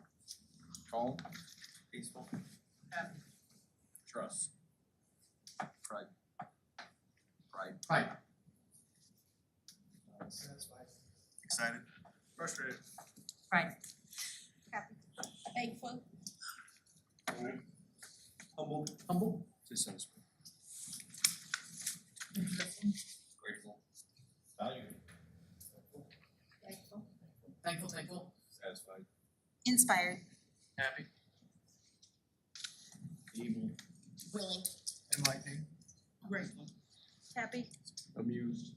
What did he say, abused? You said amused. I thought he said abused. I was like, oh my God, just see me when you're done, it'll be okay. I thought he said abused. He said amused. He said amused? She said amused. I thought he said abused. No, amused. You know, that's your Come filter. see HR when That's you're the HR filter, okay? I'm All sorry, right. I'm sorry. Annoyed. Speak the truth, speak the truth. Enriched.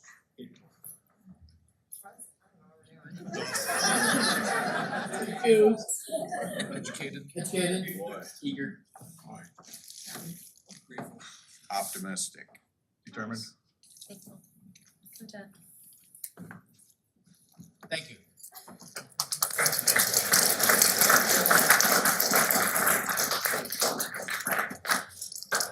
Bye. Well, not quite. Wait. Middle of the road. So we're actually going to have our lovely ladies from the United Way join us. As you know, this is the time of year when we kick off our United Way campaign. We do have a United Way video that I'm hoping we're gonna be able to play. Probably not. We'll probably just wrap it up. But so Kathleen is going to be handing out pledge forms. Decker was really hoping to be with us this morning, but he could not. I'm good with that. And so he wanted me to remind you all that if you have never given to the United Way before, this is a great benefit that we have here at the city to be able to give through payroll deduction. It makes it really simple. I know the challenge that Decker went through last year.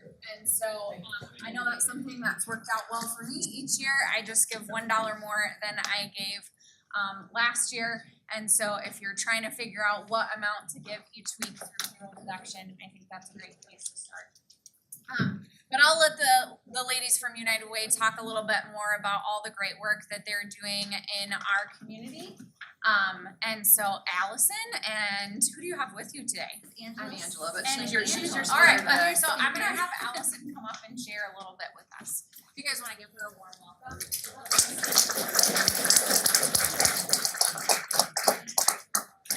Every part of our board, so thank you for all you guys do. And for the opportunity to speak with you guys today. We have to mic you today because we are recording right now. Oh.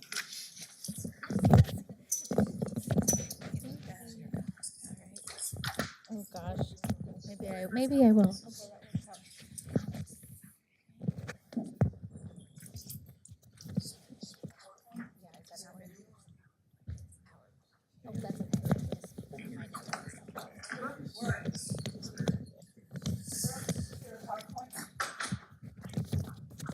I can speak from my notes too.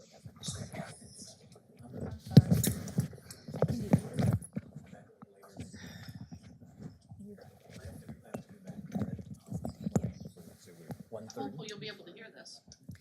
Okay, can everyone hear me okay? Yes. Okay, great. So thank you again for the opportunity for us to come out and speak with you guys today. I'm going to talk to you a little bit about our purpose and what we do here at United Way Quad Cities. So our I guess motto, philosophy, together we can. So what that means is if we all work together, we can create a permanent and create lasting change here in the Quad Cities. Our region's at a pivotal point of growth and renewal, so together we can. Sorry. So the real conditions in our community right now is that 115,200 people lack basic access and opportunity to care for their family and develop their potential. So what that means is 1 in 3 people in our community, so 37%, have a full-time job, but they don't have enough income to provide for their basic needs. So a basic need would be food, healthcare, rent, mortgage, just the basics, the essentials of everyday life. And 115,200 people have to make tough decisions every day about what they can and can't do to support their families. But together we can. So our 3 pillars that we have are education, income, and health that form the foundation of which opportunity is built. And we can strengthen the opportunity by working together when we advance equity, improve education, and income and health. So this is Nia. She's a future surgeon. She is in 3rd grade, and she has big dreams for her future, and her personality can light up a room and fill you with hope. She wants to be a surgeon, and she loves math, but she knows that her ability to read proficiently, it multiplies her chance of reaching her full potential. So she's in 3rd grade, so I guess we can go to the next slide.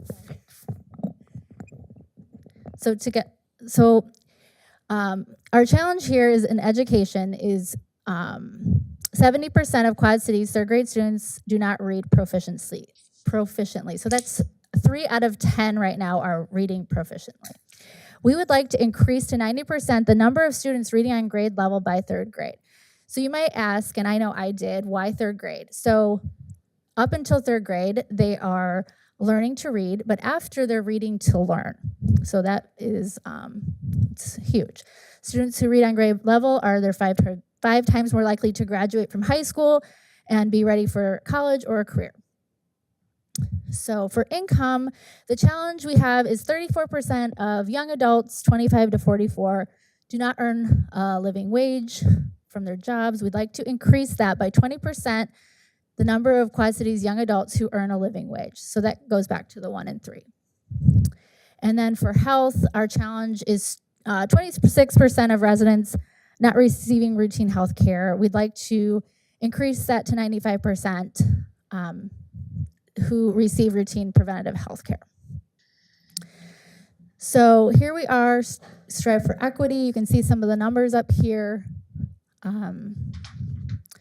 We believe that we would like to give all Quad citizens the opportunity to reach for their dreams, and these are the ways that we are going about doing that. So here's a little bit about the United Way Quad Cities. I won't read through all of this, but again, we do believe that when we all work together, we can create the foundation for all Quad citizens to lead a better life.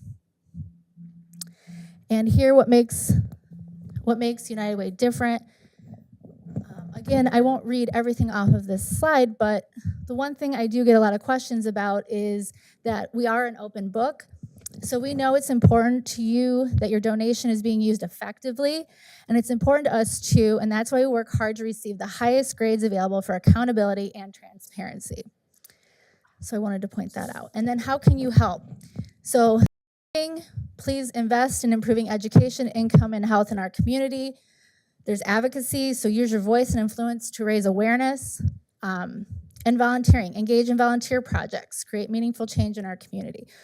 One thing we do have right now that has just opened is our Reunited Quad Cities. If you're interested in volunteering, it's on our website, unitedwayqc.org.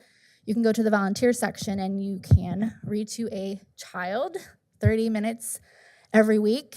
And I just signed up. I did in the spring and the summer. We had a 92% increase success from this, so we decided to keep moving forward with that. And it's a lot of fun. So if that calls to you, please sign up.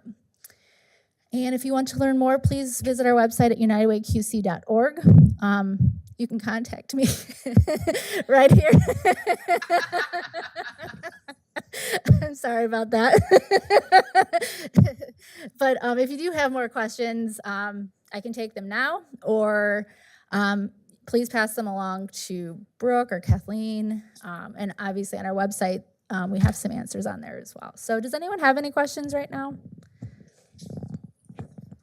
No, okay. All right, well, thank you again for letting us speak. And I hope you'll consider joining us on our journey. Please, thank you if you've donated in the past. Please consider an increase. And if you haven't, please join us. Thank you.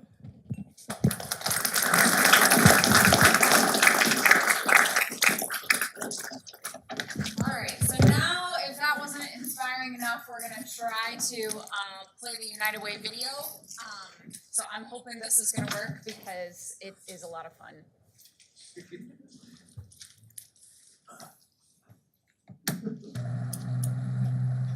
Are we nuts for doing this? Yeah, this is nuts. But you know, taking on a new challenge is a lot like riding a horse. If you're comfortable while you're doing it, you're probably doing it wrong.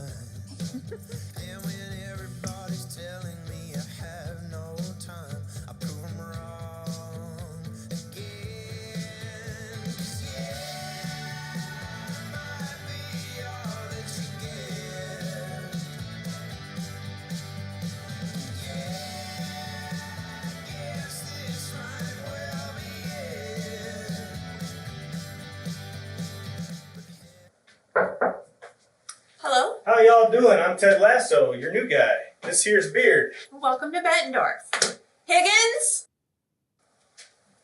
This here is Higgins. He's our current director of some stupid thing. Current?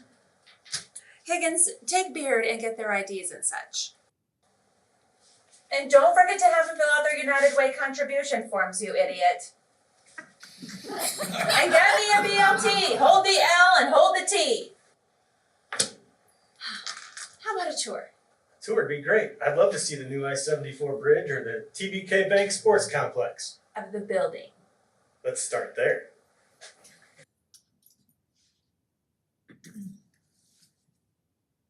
This gallery represents Bettendorf's long and storied history. Spooky. Do you believe in ghosts, Ted? I do, but more importantly, I think they ought to believe in themselves. You know what I mean?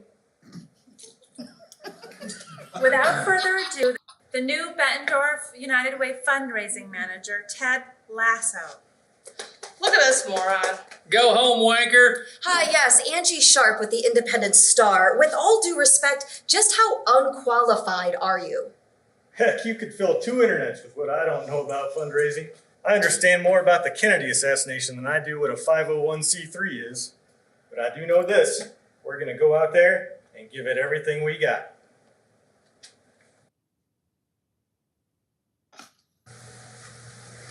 Who's that? Roy Kent, team leader. Definitely lost a step, but he's a legend. Do we have a star? You mean Jamie? Jamie Tart, top fundraiser on the team, and he knows it. Real jerk. I've run into plenty of fellas like that. Well, let's go meet the team. Hey, don't stop what you're doing. Real quick, I'm Ted Lasso. This here's Beard. Our first day is until tomorrow. We just wanted to stop in and say howdy. Roy, hey, Roy. What the flip do you want? You've had a heck of a fundraising career. I really look forward to working with you. I never thought I would end it being managed by Ronald Flippin' McDonald. He thinks he's mad now. Just wait till we win him over. He'll be furious.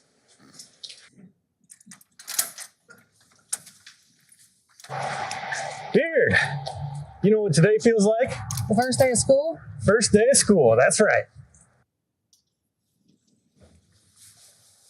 Knock-a-doodle-doo. Good morning, Ted. I'm glad I caught you. I brought you a little something.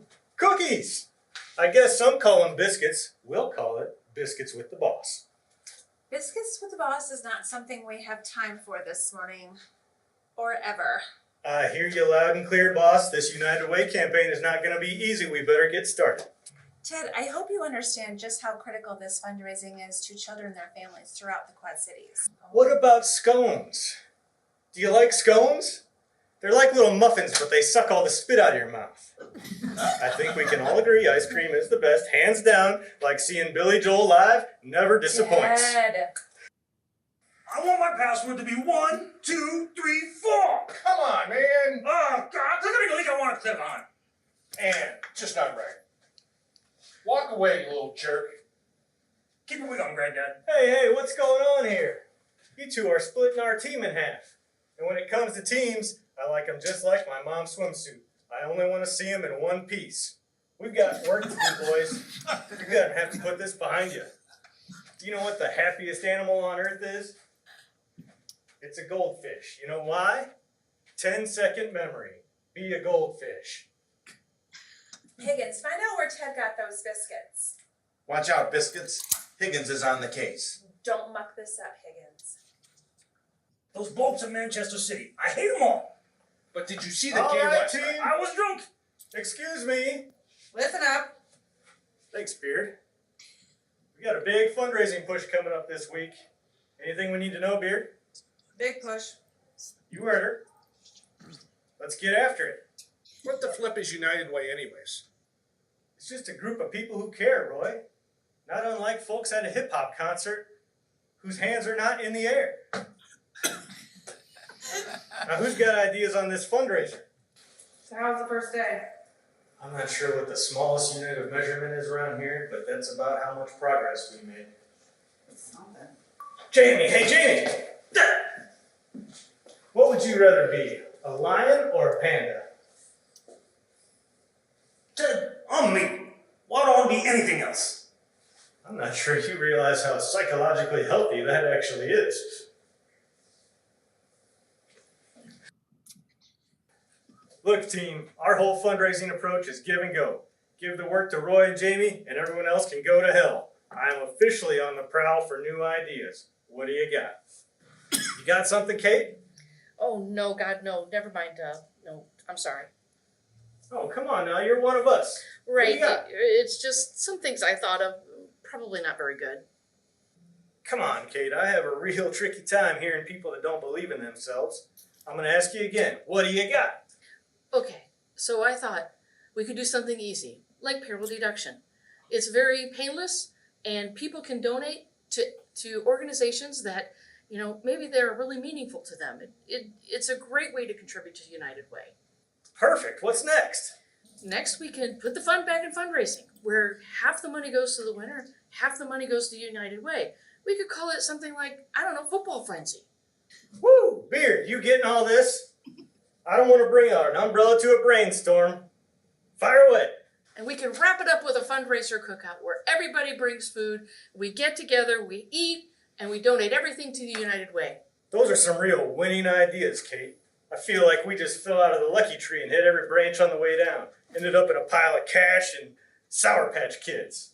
But you know what the man once said, the harder you work, the luckier you get.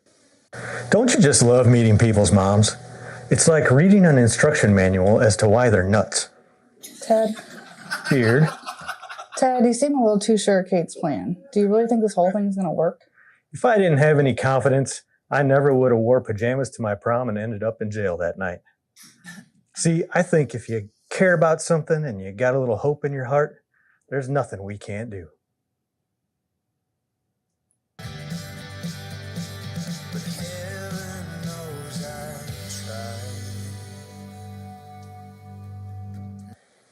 This gallery represents Bettendorf's long and storied history. Spooky.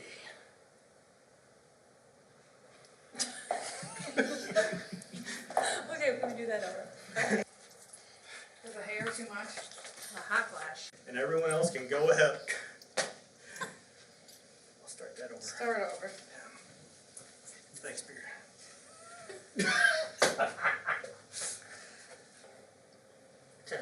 I'm me. I don't want to be nothing else. Let me do that again. That was brilliant. I mean, one take. I'm on the prowl for new ideas. What do you got?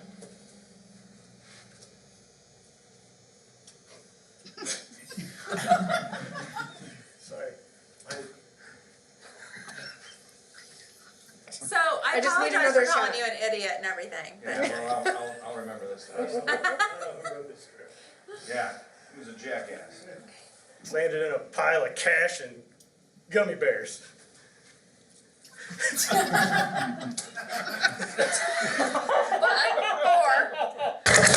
Hang on, don't do anything.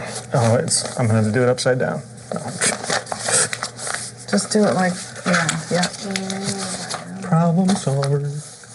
Where Ted got these biscuits.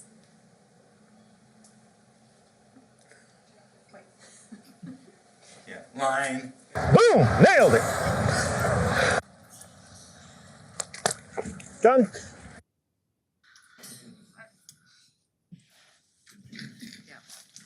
You guys want to give that?